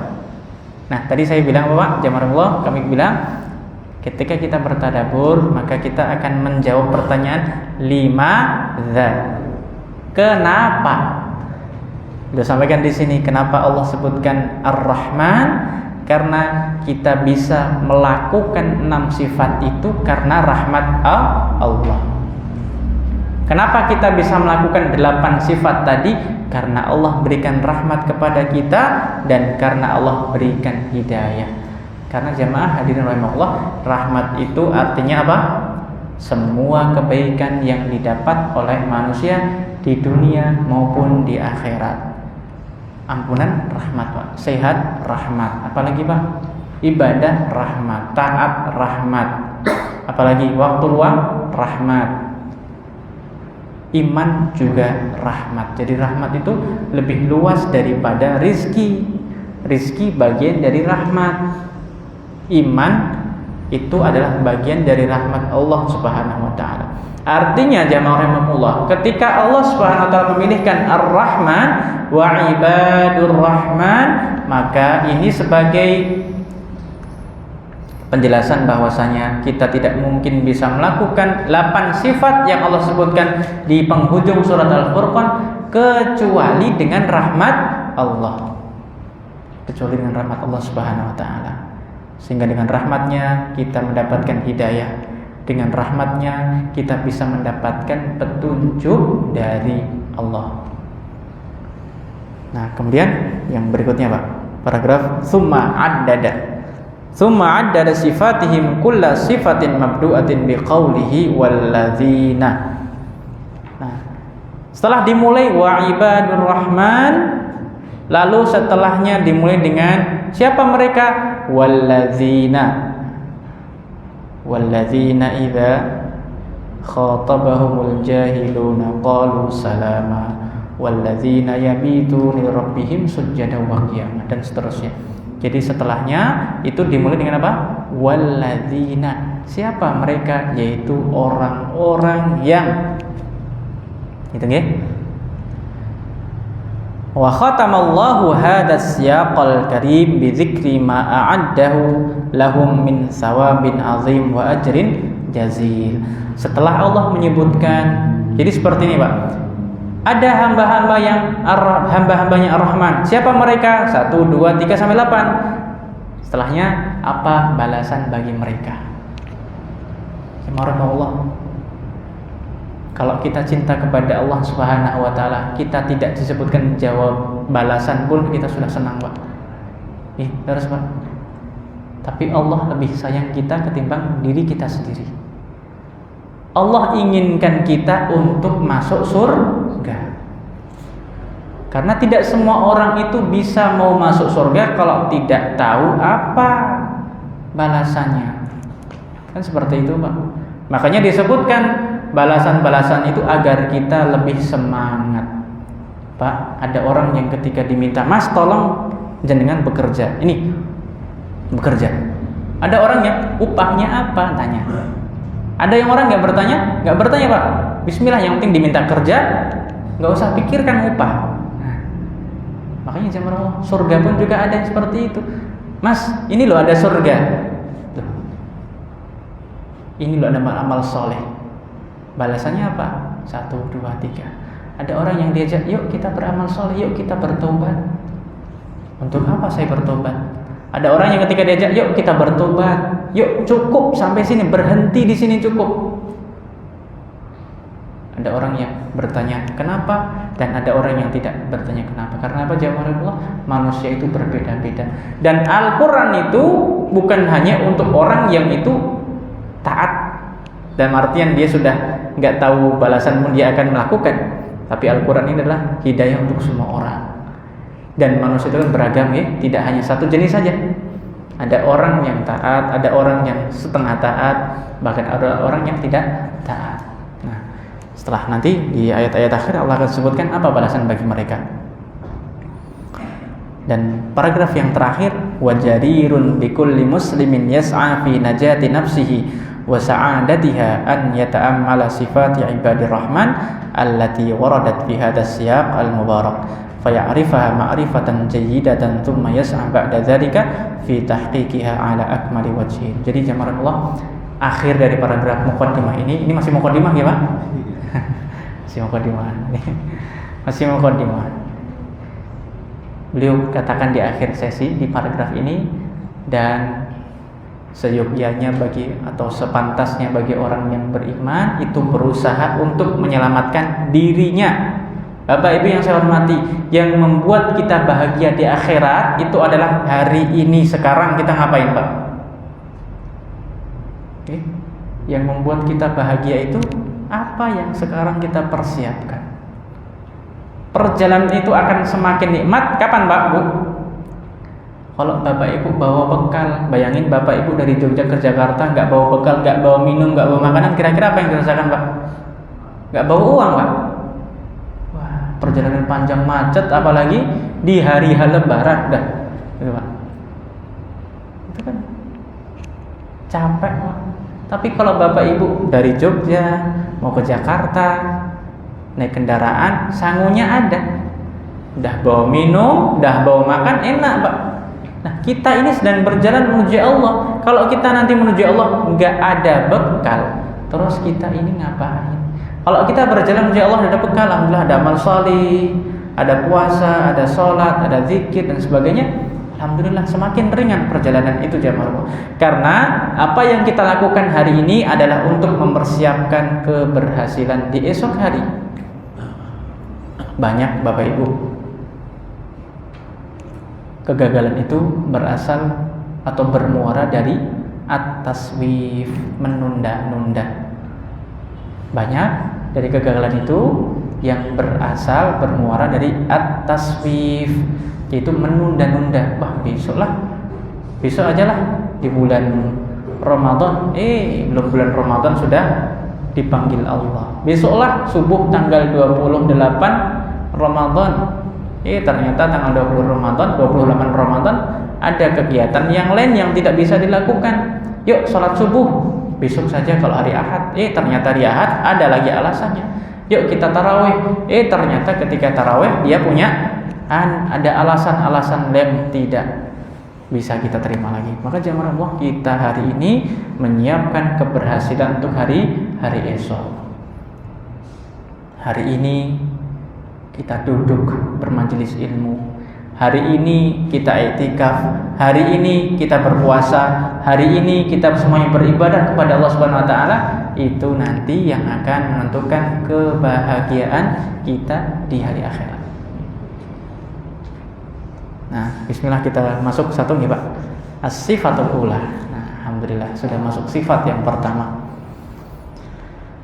Jadi kalau kita belajar cara Al-Quran, biar orang semakin ingin tahu tuh Pak, dengan bikin mereka penasaran. Ya kan Pak? Itu kan ketika Allah sebutkan wa ibadur rahman. Kan orang penasaran, siapa mereka? Baru walladzina idza khatabahumul jahilun sampai akhir. Ini cara Al-Quran. Maka jadikanlah Bapak Ibu saya hormati, Al-Quran itu bukan hanya sebatas bacaan, tapi kita juga ikuti sebagai sebuah metode dalam kehidupan kita. Ada banyak sekali nilai-nilai yang bisa kita gali untuk dalam segala hal, dalam banyak hal. Nah, Al-Quran tidak hanya sebatas tilawah ya. Al-Quran tidak hanya sebatas tilawah, tapi Al-Quran harus menjadi nafas kehidupan kita. As-sifatul ula, sifat yang pertama jamaah rahimahullah. Sifat dari mana ini Pak Bu? Ibadur Rahman, hamba Allah. Okay.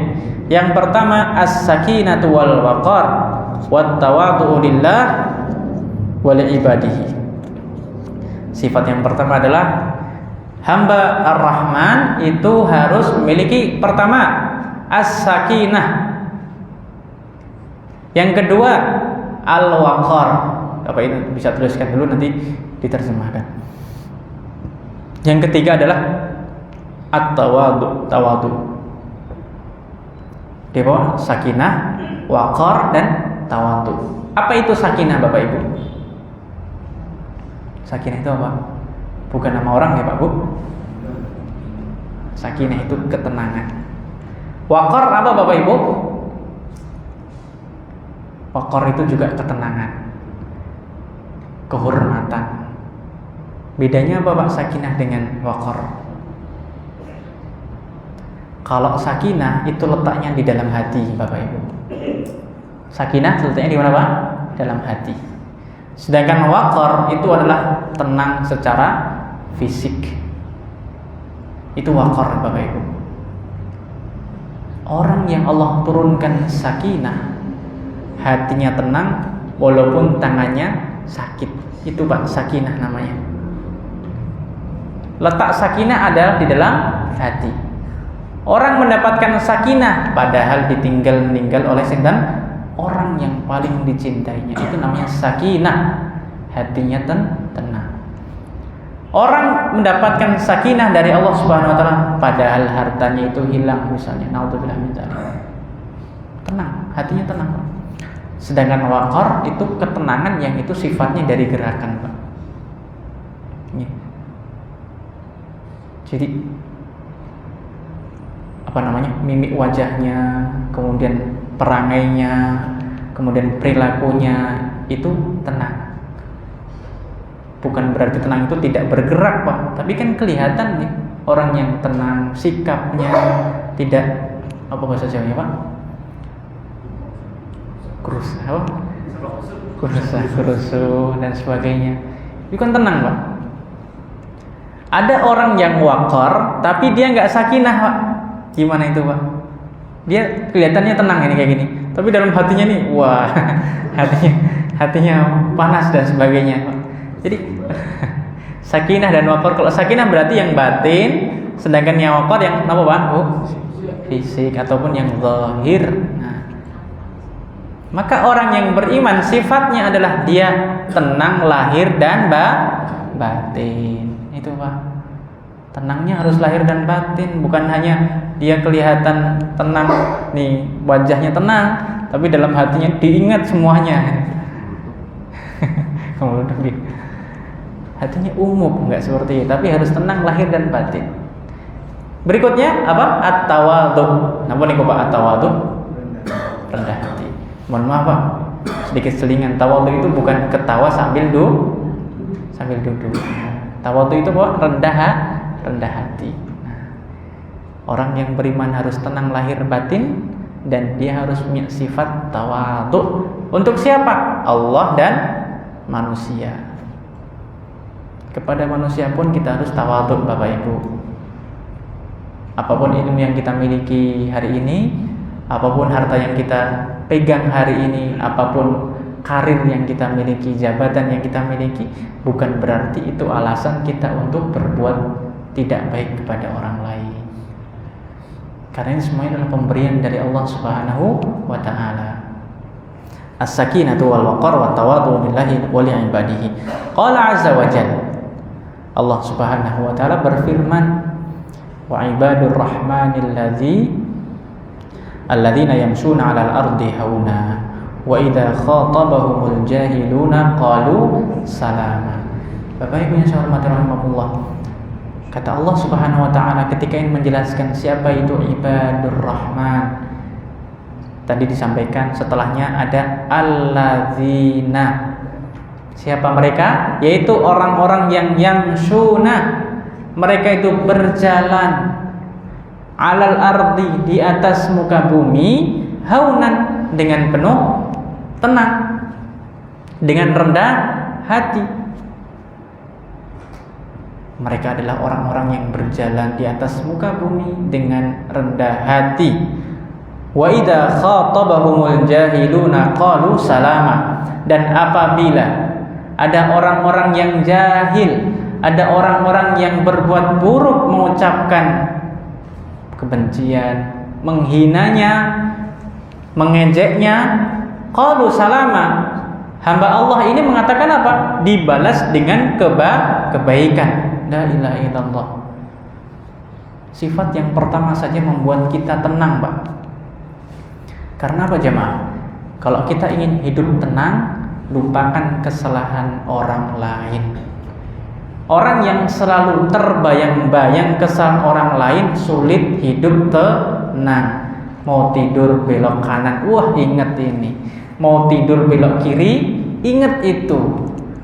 Nggak jadi tidur. Karena apa, Pak? Kesalahan orang lain selalu diingat-ingat. Maka Bapak Ibu yang saya hormati rahimakumullah, kalau kita ingin hidup bahagia, ingat dua hal, lupakan dua hal. Lupakan kesalahan orang lain kepada kita, dan lupakan kebaikan kita kepada orang lain. Kalau orang salah lain, udah Mas, sudah tak maafkan sebelum Anda datang, udah, Masya Allah. Kalau kita berbuat baik, jangan diungkit-ungkit, lupakan. Malaikat tidak akan pernah lupa, Allah tidak akan pernah lupa. Ingat dua hal Bapak Ibu. Kita harus ingat kebaikan orang lain kepada kita. Kalau ada orang lain berbuat baik kepada kita, kita ingat, ya Allah, itu dulu Ibu pernah bantu saya. Oh ya Allah, itu dulu Bapak pernah bantu saya. Jangan pernah kita lupakan jemaah.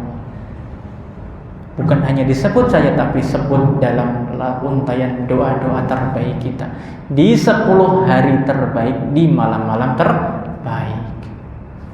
Terlebih adalah kebaikan orang tua kita yang demi Allah Bapak Ibu tidak akan pernah terbalas. Hutang yang tidak akan pernah terbalas adalah hutang kita kepada orang tua. Maka jemaah rahimakumullah, ingat kebaikan orang lain kepada kita dan ingat kesalahan kita kepada orang lain. Itu Pak, insya Allah hidup bahagia. Allah sebutkan di sini, wa ibadur rahman alladzina yamshuna 'alal ardi hauna. Mereka itu jalan dengan penuh kerendahan hati. Mereka itu jalan dengan tawadhu. Kalau ada orang yang menghina dia, ada orang yang mengejek dia, qalu salam. Ucapkan dengan yang baik-baik. Wa min sifat ibadir rahman wa jamili nu'utihim. Dan diantara sifat hamba Allah Ar-Rahman dan sifat terbaiknya adalah tawadhu'uhum lillah. Tawadhu' lillah. Bapak Ibu, tawadhu' lillah itu artinya adalah kita ini merendahkan diri serendah-rendahnya. Kita tempatkan di tempat yang paling hina kepada Allah Subhanahu wa taala. Karena Bapak Ibu, semakin kita merendahkan diri di hadapan Allah, semakin mulia di hadapan Allah. Kalau kita merendahkan diri di depan manusia, Pak, itu hina. Tapi kalau kita merendahkan diri di hadapan Allah Subhanahu wa taala, hancur kita, Pak. Hati kita hancur berharap memohon kepada Allah Azza wa Jalla, itu adalah kebahagiaan. Jadi Bapak Ibu yang saya hormati rahimakumullah, tawadhu lillah wa li ibadihi, juga tawadhu kepada sesama hamba Allah. fayamshuna bisakinatin wa tuma'ninatin wa waqar. Dia berjalan dengan penuh tenang. Jadi berjalannya bukan lihat siapa saya, lihat apa yang saya bawa, tapi dia berjalan dengan penuh rasa rendah hati. Tidak ada yang dia bisa banggakan, karena apa yang dimilikinya hari ini itu adalah hanyalah titipan dari Allah Subhanahu wa taala. Apa yang kita bayangkan? Maka orang sering mempermisalkan seperti tukang parkir, Pak. Enggak sombong ya. Padahal titipannya banyak, kan? Motornya banyak. Mungkin mobilnya di situ, mobilnya macam-macam yang harganya mungkin mahal. Kita tidak boleh berjalan di muka bumi, di buminya Allah dengan penuh kesombongan. Tawadhu.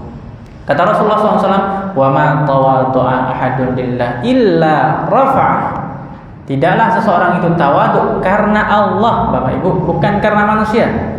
Jadikanlah semua karena Allah, Allah pasti akan angkat kita. Bapak Ibu, semakin manusia itu merendah di hadapan Allah, semakin Allah akan angkat derajatnya. Makanya imamnya para mutawadhi'in, orang-orang yang tawadhu adalah Nabi dan Rasul. Lihat Bapak Ibu, nama-nama mereka sampai Allah abadikan. Di mana Pak? Museum? Bukan, di dalam Al-Quran. Karena apa? Karena mereka tawadhu.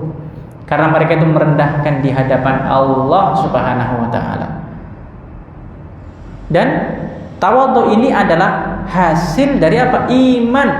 Makanya jamaah Allah, kalau kita beriman itu harus ada efeknya. Kita beriman kok masih sombong, berarti perbaiki iman kita. Beberapa hari lalu membahas ini Pak ya, tajdidul iman gitu. Tajdidul iman, kita harus perbaiki iman kita. Berarti iman kita perlu di-upgrade Pak. Karena kata Nabi, iman itu seperti baju Pak, ada kalanya dia usang. Baju itu kalau nggak pernah dicuci, apa jadinya Pak? Kotor. Iman kalau nggak pernah diopeni, tidak pernah cuci juga kotor. Innal iman la yakhlaq. Iman itu kadang usang, seperti usangnya baju kita. Maka perbaharuilah jadidu imanakum. Perbaharuilah iman-iman kita jemaah Allah. Nah, yang berikutnya qala Ibnu Abbas. Ibnu Abbas mengatakan alladzina yamshuna 'alal ardi hauna. Orang-orang yang beriman itu berjalan di atas muka bumi dengan kerendahan hati. Artinya bitta'ati wal afafi wat tawadu. Artinya dengan 3 hal jamaah. Paragraf kedua sebelum akhir ya. Pertama, dia berjalan dengan ketaatan. Kedua, dia berjalan dengan kesucian. Yang ketiga, dia berjalan dengan tawadu. Bapak Ibu, kenapa kok kita tawadhu di atas muka bumi? Karena ini buminya bumi sinten? Bumi Allah. Kata para ulama, kalau Anda ingin berbuat maksiat, silahkan cari tempat lain bukan di bumi Allah. Kalau orang itu pindah ke Mars, Pak, boleh maksiat Pak? Nggak boleh, itu Mars juga milik Allah kan? Kalau orang itu pindah ke bulan, boleh maksiat Pak? Nggak boleh, milik Allah kan? Kalau kita ingin maksiat, carilah tempat yang itu bukan milik Allah. Nggak ada. Kalaulah kita ingin maksiat, carilah tempat yang tidak pernah dilihat oleh Allah. Ada apa Pak? Nggak ada Pak. Nggak ada tempat yang luput dari penglihatan dan pengawasan Allah Subhanahu wa ta'ala. Allah Sami', Maha mendengar. Allah Basir, Maha melihat. Loh, kok kita berani-beraninya untuk melakukan maksiat? Mana ini hamba Allah yang disebutkan mereka berjalan dengan penuh ketaatan, ketakwaan kepada Allah Subhanahu wa ta'ala. Kalau kita masuk suatu tempat, kalau niatnya buruk, Bapak Ibu, pasti dia akan melihat pertama kali apa? CCTV. Betul Pak? Ini bukan berdasarkan pengalaman Pak ya. Bukan berdasarkan pengalaman Pak. Ya kan Pak, kalau orang ingin berbuat buruk masuk toko misalnya, yang pertama dilihat apa Pak? CCTV. Takut dia dengan CCTV. Padahal ternyata CCTV-nya mati. Tapi karena sudah takut terlebih dahulu dengan CCTV, dia nggak mau berbuat buruk. Loh, CCTV-nya Allah nggak karena mati Pak. Nggak pernah mati. Kenapa kita lebih takut manusia ketimbang Allah Subhanahu wa ta'ala? Kenapa kita lebih takut dengan CCTV manusia, pengawasan manusia, ketimbang takut kepada Allah yang Allah itu melihat segala gerak-gerik kita. Bahkan Allah tahu apa yang kita batin. Allah tahu apa yang kita bicarakan dalam hati, Pak. Bapak Ibu tahu apa yang saya bicarakan dalam hati? Nggak ada. Bapak Ibu tahu yang gaib kan? Nggak tahu. Nggak tahu, Pak. Ya, makanya kata Ibnu Abbas, mereka adalah jalan dengan ketaatan, takwa dan afaf. Apa tadi Pak afaf? Kesucian. Berjalan dengan ghaddul basar, berjalan dengan menjaga pandangan, berjalan dengan menjaga lisan, berjalan dengan menjaga dari kemaksiatan. Wat tawadu dan tawadu. Bukan berarti kemudian ketika ada orang yang dia naik mobil dengan Rubicon, yang sampingnya naik motor, kemudian apa itu motor? Kan nggak seperti itu, Pak. Tapi kita harus tawadu. Boleh Pak jadi orang yang kaya, tidak ada yang melarang jamaah, tidak ada yang melarang dalam Islam itu kita memiliki harta. Tapi yang dilarang itu adalah ketika seseorang itu malah merendahkan orang lain. Jadi jamaah, tidak ada yang melarang jadi orang kaya. Bahkan kekayaan itu harus dioptimalkan untuk dakwah, untuk masjid, untuk umat Islam, untuk membantu orang-orang yang membutuhkan. Karena kekurangan mereka itu adalah kesempatan kita untuk menambah. Kan umat Islam seperti apa, Pak? Satu tubuh. Umat Islam seperti satu bangunan. Ada yang jadi atapnya, ada yang jadi tiangnya, ada yang jadi karpetnya mungkin, ada yang jadi pintunya, ada yang jadi jendela. Saling melengkapi, Pak. Rumah itu kalau semuanya atap, kira-kira sempurna nggak, Pak? Nggak sempurna. Rumah itu kalau semuanya apa, Pak? Pintu nggak sempurna, nggak ada atapnya. Makanya saling melengkapi. Lalu berikutnya paragraf yang terakhir Bapak Ibu, wa min madhahiri tawadhu'ihim wa sakinatihim annahum idza wajahu fi tariqihim ba'dha ahli safah wal jahl fa innahum yukhatibunahum bi kalamin sadidin salimin minas safah wal jahl. Dan di antara tawadhu mereka, saat ada orang yang menghina, maka akan dibalas dengan kebaikan. Idfa' billati hiya ahsan. Balaslah dengan yang baik. Kalau kita sibuk ingin membalas orang lain, usia kita habis, Pak. Udah, lupakan. Kita ingin bahagia, Pak. Ada satu ulama, saya lupa ini Hasan Al-Basri atau bukan, coba. Seingat saya adalah Imam Hasan Al-Basri. Beliau dapat kabar kalau ada seseorang yang ghibah, membicarakan keburukan Hasan Al-Basri. Momentum ini dimanfaatkan apa, Pak? Untuk balas? Enggak dibalas, Pak. Kalau kita kan, itu hati-hati nanti tak balas itu kan. Wes beres lah, nanti udah tak atur ini semuanya, udah bikin majelis lebih besar. Tapi apa kata beliau, seorang imam ini? Beliau kemudian kirimkan kepada orang yang ghibah kepadanya itu, Pak, nampan yang berisi makanan. Masya Allah. Anda sudah menggibahi saya, berarti Anda sudah memberikan kebaikannya untuk saya. Tak kasih hadiah nih, alhamdulillah. Itu, Pak.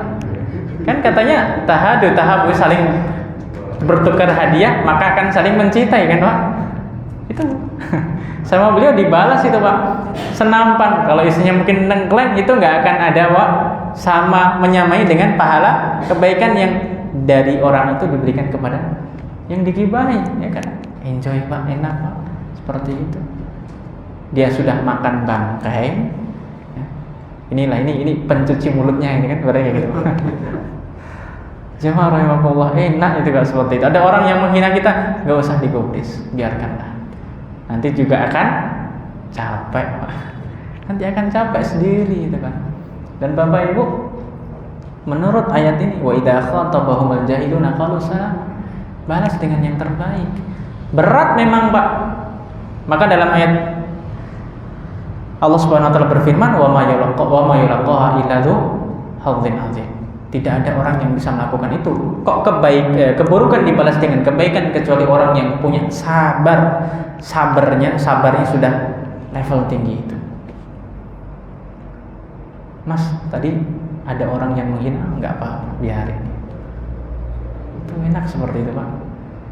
Hatinya bersih, ya kan? Nggak banyak beban pikiran. Maka sekali lagi, orang banyak beban pikiran dalam hidupnya itu kita sendiri yang membuat. Kita sendiri yang membuat hidup kita ini kok berantakan, susah. Udah biarkanlah. Makanya kalau ada orang yang menghina kita, apa jawaban Al-Quran? Ya Nabi, wahai Nabi, qad na'lamu annaka yadhiqu sadruka bima yaqulun. Kami ini sudah tahu dalam akhir surat Al-Hijr itu. Kami sudah tahu kamu itu dadanya sempit, artinya dihina, dihujat, dicerca. Apa kata Allah Subhanahu wa taala? Kalau kita ini sedang mendapatkan kegundahan, kesedihan hati, kata Allah, fasabbih bihamdi rabbika wa kum minas sajidin. Wa'bud rabbaka hatta ya'tiyakal yaqin. Kalau kamu ingin bahagia, kata Allah Subhanahu wa taala, maka sebutlah nama Allah dan sujud atau sholatlah, beribadahlah sampai akhir hayat. Abdullah bin Aun jamaah rahimahullah mengatakan, zikrun nas da wa zikrullahi dawa. Mengingat manusia itu penyakit, tapi mengingat Allah itu obat. Kalau kita sibuk mengingat manusia, itu penyakit Pak. Berharap kepada manusia, ghibah manusia, itu penyakit Pak. Maka obatnya adalah dengan zikrullah. Dengan zikir kita akan sembuh dari segala penyakit, penyakit fisik, penyakit rohani dan sebagainya.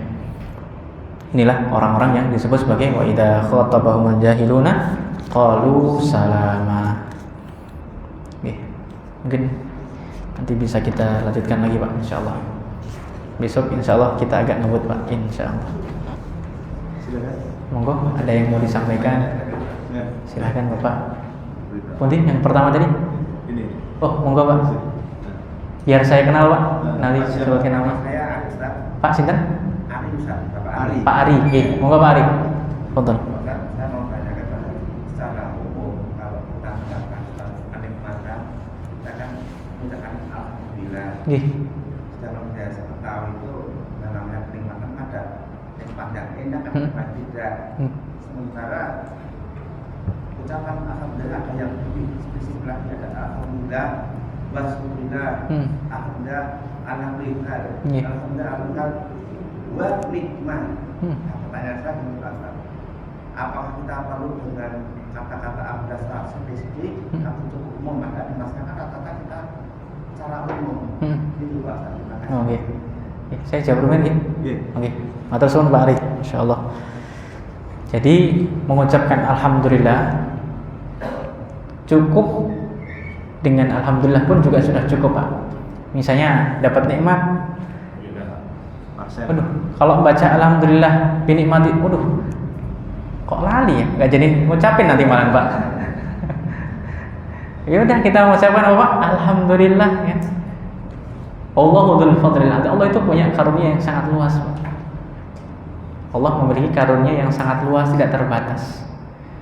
Oleh karena Allah, kalau memang misalnya ada yang hafal, dan ini kan boleh nyontek nih Pak, artinya boleh dengan HP ataupun dengan tulisan, itu nggak ada masalah. Tapi kalau memang seseorang hafalnya hanya alhamdulillah, berpahala. Walhamdulillahi tamlaul mizan, kata Allah, kata Rasulullah SAW, apa Pak? Kalimat alhamdulillah itu memenuhi timbangan Bapak Ibu. Alhamdulillah yang kita ucapkan itu memenuhi timbangan kebaikan kita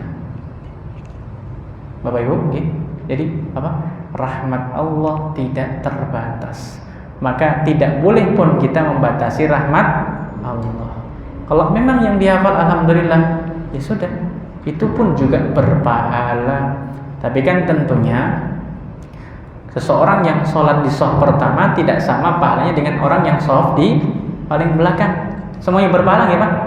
Tapi kan adil itu ketika seseorang itu diberikan pahala sesuai dengan tingkat amal perbuatannya. Terus Pak, seperti itu. Nah, begitu juga dengan seseorang misalnya dia mengucapkan zikir yang sempurna ataupun dengan lengkap, tentunya tidak sama pahalanya ketika dia mengucapkan dengan yang alhamdulillah tadi. Tapi semuanya berpahala.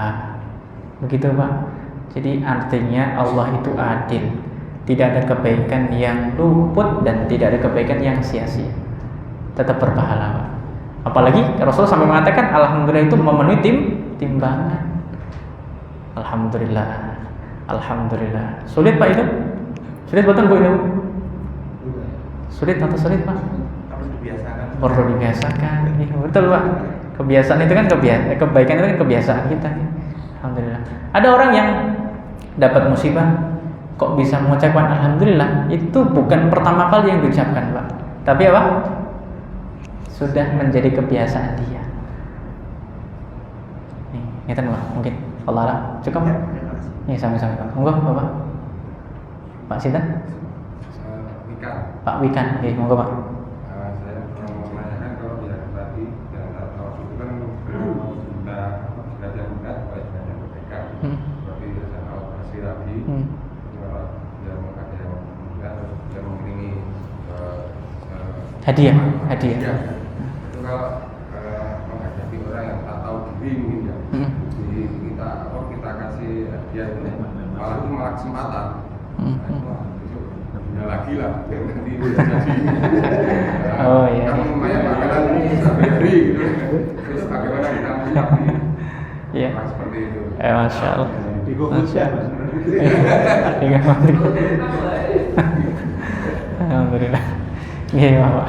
Jadi jamaah rahmatullah, tadi kan saya sebutkan itu hanya salah satu kisah saja ya. Jadi nggak harus terus dikirimkan seperti itu ya. Dikirimkan buku juga bisa nantinya. Nah, memang ayat ini atau dalam ayat yang lain, misalnya surat Al-A'raf ya, ayat 199, Allah Subhanahu wa taala berfirman,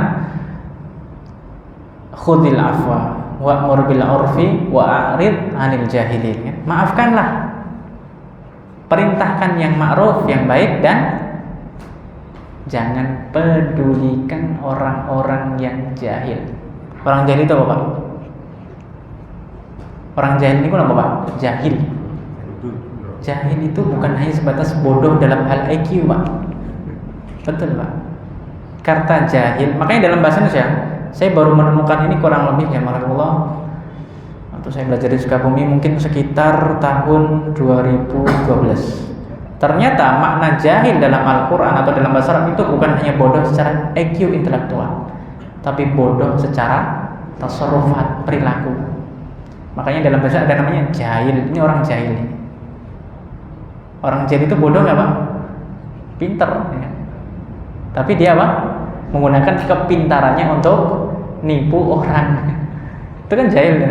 Makanya jangan Allah ketika Allah mengatakan wa'rid 'anil jahilin, jangan pedulikan orang yang jahil, artinya jangan pedulikan orang yang berbuat buruk.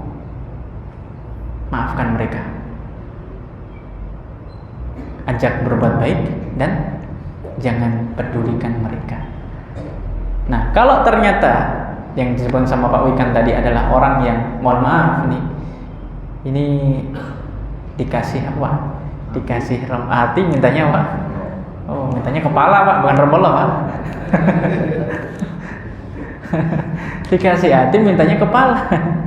Nah, orang seperti itu, iya Bapak Ibu yang saya hormati rahimakumullah, kita ini ketika ada orang lain yang berbuat buruk kepada kita, itu bukan menjadi alasan kita juga berbuat buruk kepada mereka. Oke. Jadi idfa billati hi ahsan, balas dengan yang baik. Kan sering Pak, itu kan juga menghina saya. Ya udah, saya hina. Itu kan kemarin juga ngambil harta saya juga ambil lagi. Bapak Ibu yang saya hormati, kalau ada orang yang lain yang berbuat buruk kepada kita, ini bukan menjadi alasan kita membalas juga dengan keburukan. Balaslah dengan kebaikan. Yang rugi dia Pak, Bapak mendapatkan pahala. Kan kita ingin selamat Pak. Kan kita ingin selamat dunia akhirat. Makanya jamaah Allah, orang berbuat baik itu macam-macam jenisnya. Ada orang yang berbuat baik menunggu orang lain berbuat baik. Ini namanya balas budi.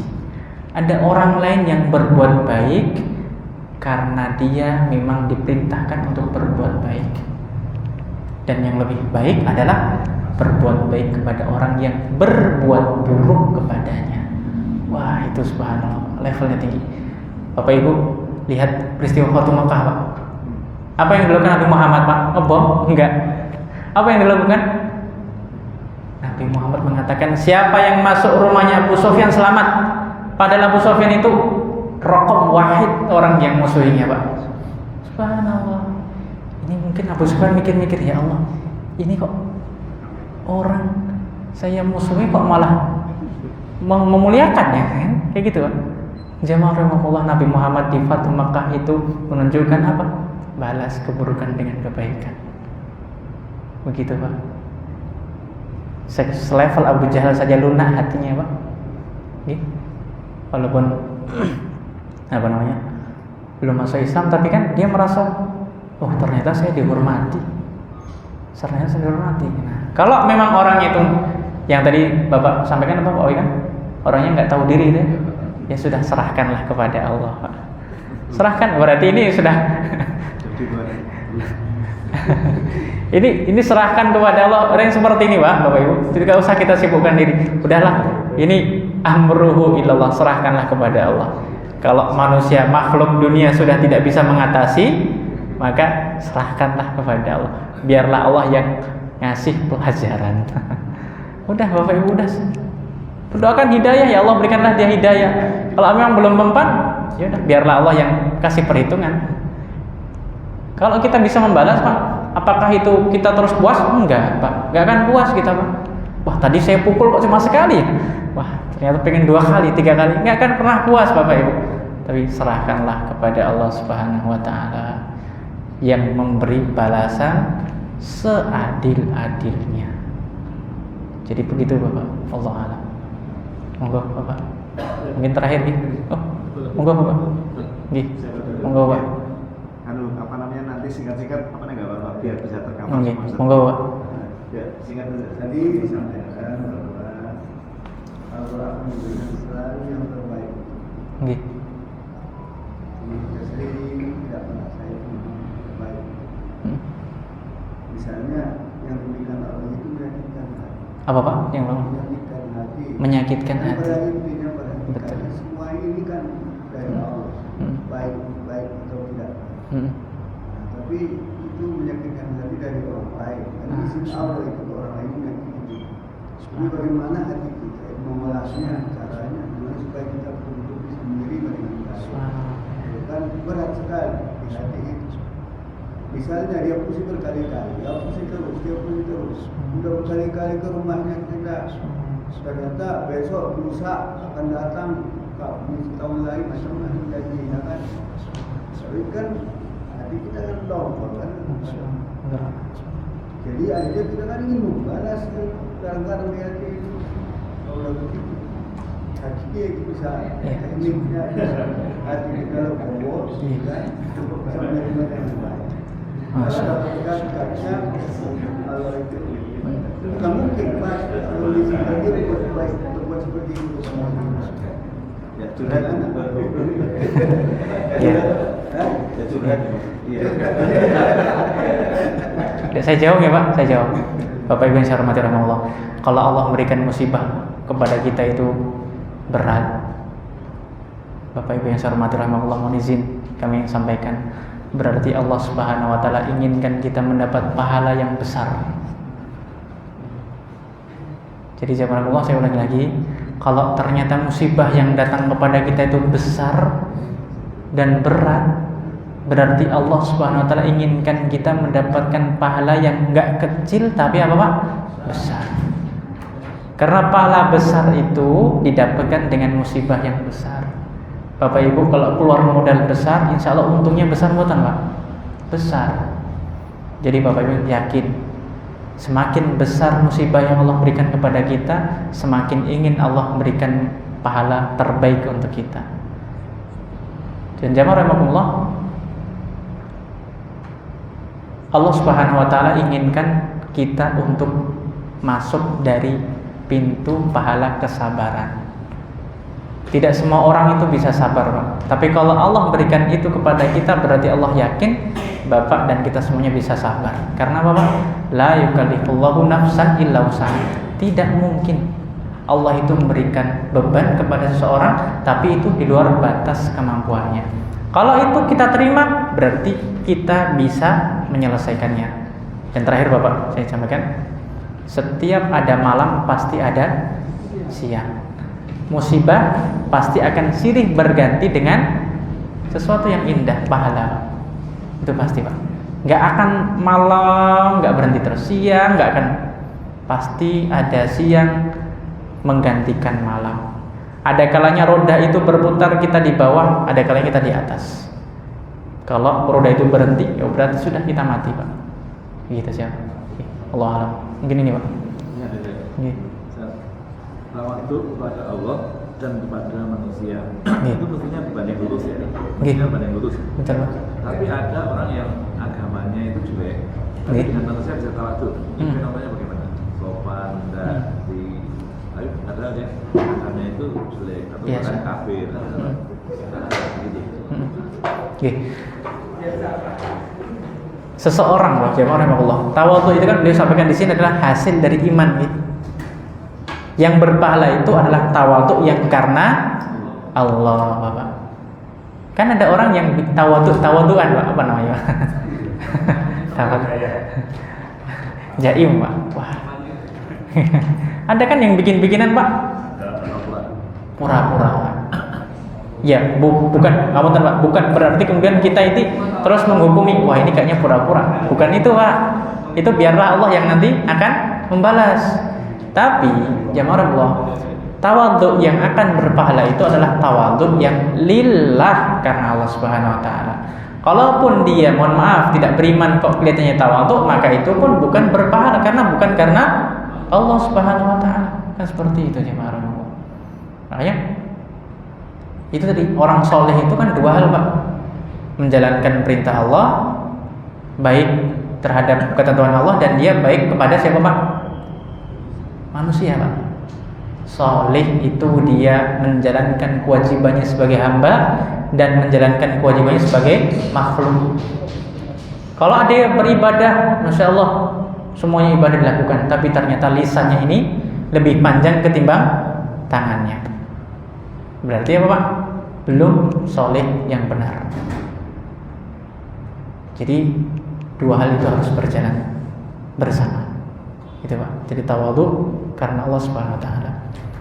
Bukan buat-buat. Bukan karena tadi itu jaga image dan sebagainya. Allah alam, Pak, mungkin itu yang nanti kalau masih ingin ditanya lagi, semoga di pertemuan yang akan datang bisa. Monggo terakhir, Pak. Saya dengan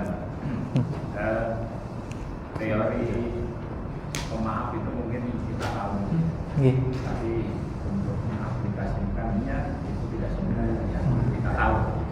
Sebatas baru pengetahuan. Nah, menghadapi khususnya menghadapi anggota keluarga sendiri, menghadapi istri, menghadapi anak-anak, yang kadang tidak seperti yang kita harapkan. Bisa jadi sangat menyakitkan. Si kandani diingatkan ulang kali itu juga kadang masih diulang. Itu kan tidak mudah menerima, memaafkan. Karena keimanan saya yang sangat rendah, jadi sulit. Kalau keimanan itu yang tahu Allah deh. Kita nggak bisa mengukur, Pak. Ini imannya berapa persen? Kalau baterai ini 50%, 60% nggak bisa, Pak. Belum ada alat untuk mengukur keimanan seseorang, Pak. Kan betul ya? Jawab Allah. Tadi Bapak siapa yang belum kenalan saya? Pak Sinto tadi yang sini, Pak. Apa tadi? Pak. Ini namanya Ustaz Muarif Kanguti. Oh, insyaallah. Asmane sini, Pak?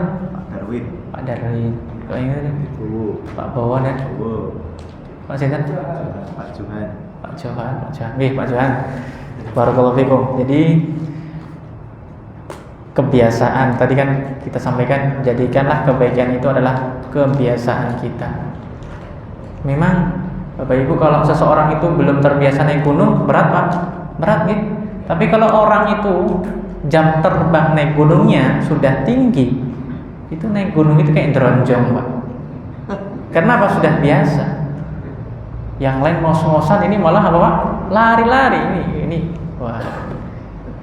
Bapak Ibu yang saya hormati, kebiasaan itu yang membuat kita mudah untuk berbuat kebaikan. latihan pertama. Dan itu juga bukan hanya Bapak Johan ya. Mungkin kita juga merasakan demikian, Pak. Yang benar, Pak, berarti ya imannya lemah bukan cuma Bapak. Kita semua merasakan itu, Pak. Dan baik Bapak kita merasa dirinya ini belum sempurna itu baik, Pak. Daripada kita merasa sudah sempurna ternyata nggak ada apa-apanya, Pak. Kosong.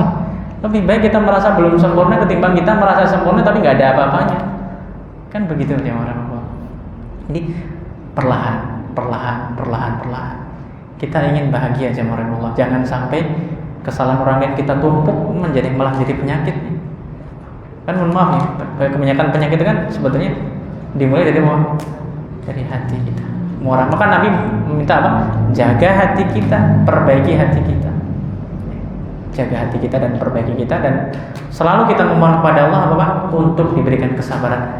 Wa ma sabruka illa billah. Kita sabar itu bukan karena kita kuat, Pak, karena billah. Karena Allah Subhanahu wa taala yang menolong kita untuk sabar. Berdoa, ya Allah berikanlah kami kesabaran. Berdoalah kepada Allah, ya Allah berikanlah kami, karuniakanlah kepada kami kesabaran. Mungkin ini jemaah Allah yang bisa kami sampaikan. Semoga bermanfaat dan kekurangannya itu murni dari kami dan semoga Allah maafkan. Kita akhiri dengan kafaratul majlis. Subhanakallahumma bihamdika asyhadu an la ilaha illa anta astaghfiruka wa atubu ilaik. Wassallallahu wasallam ala nabiyina Muhammad wa ala alihi wa sahbihi ajmain. Wassalamualaikum warahmatullahi wabarakatuh. Waalaikumsalam.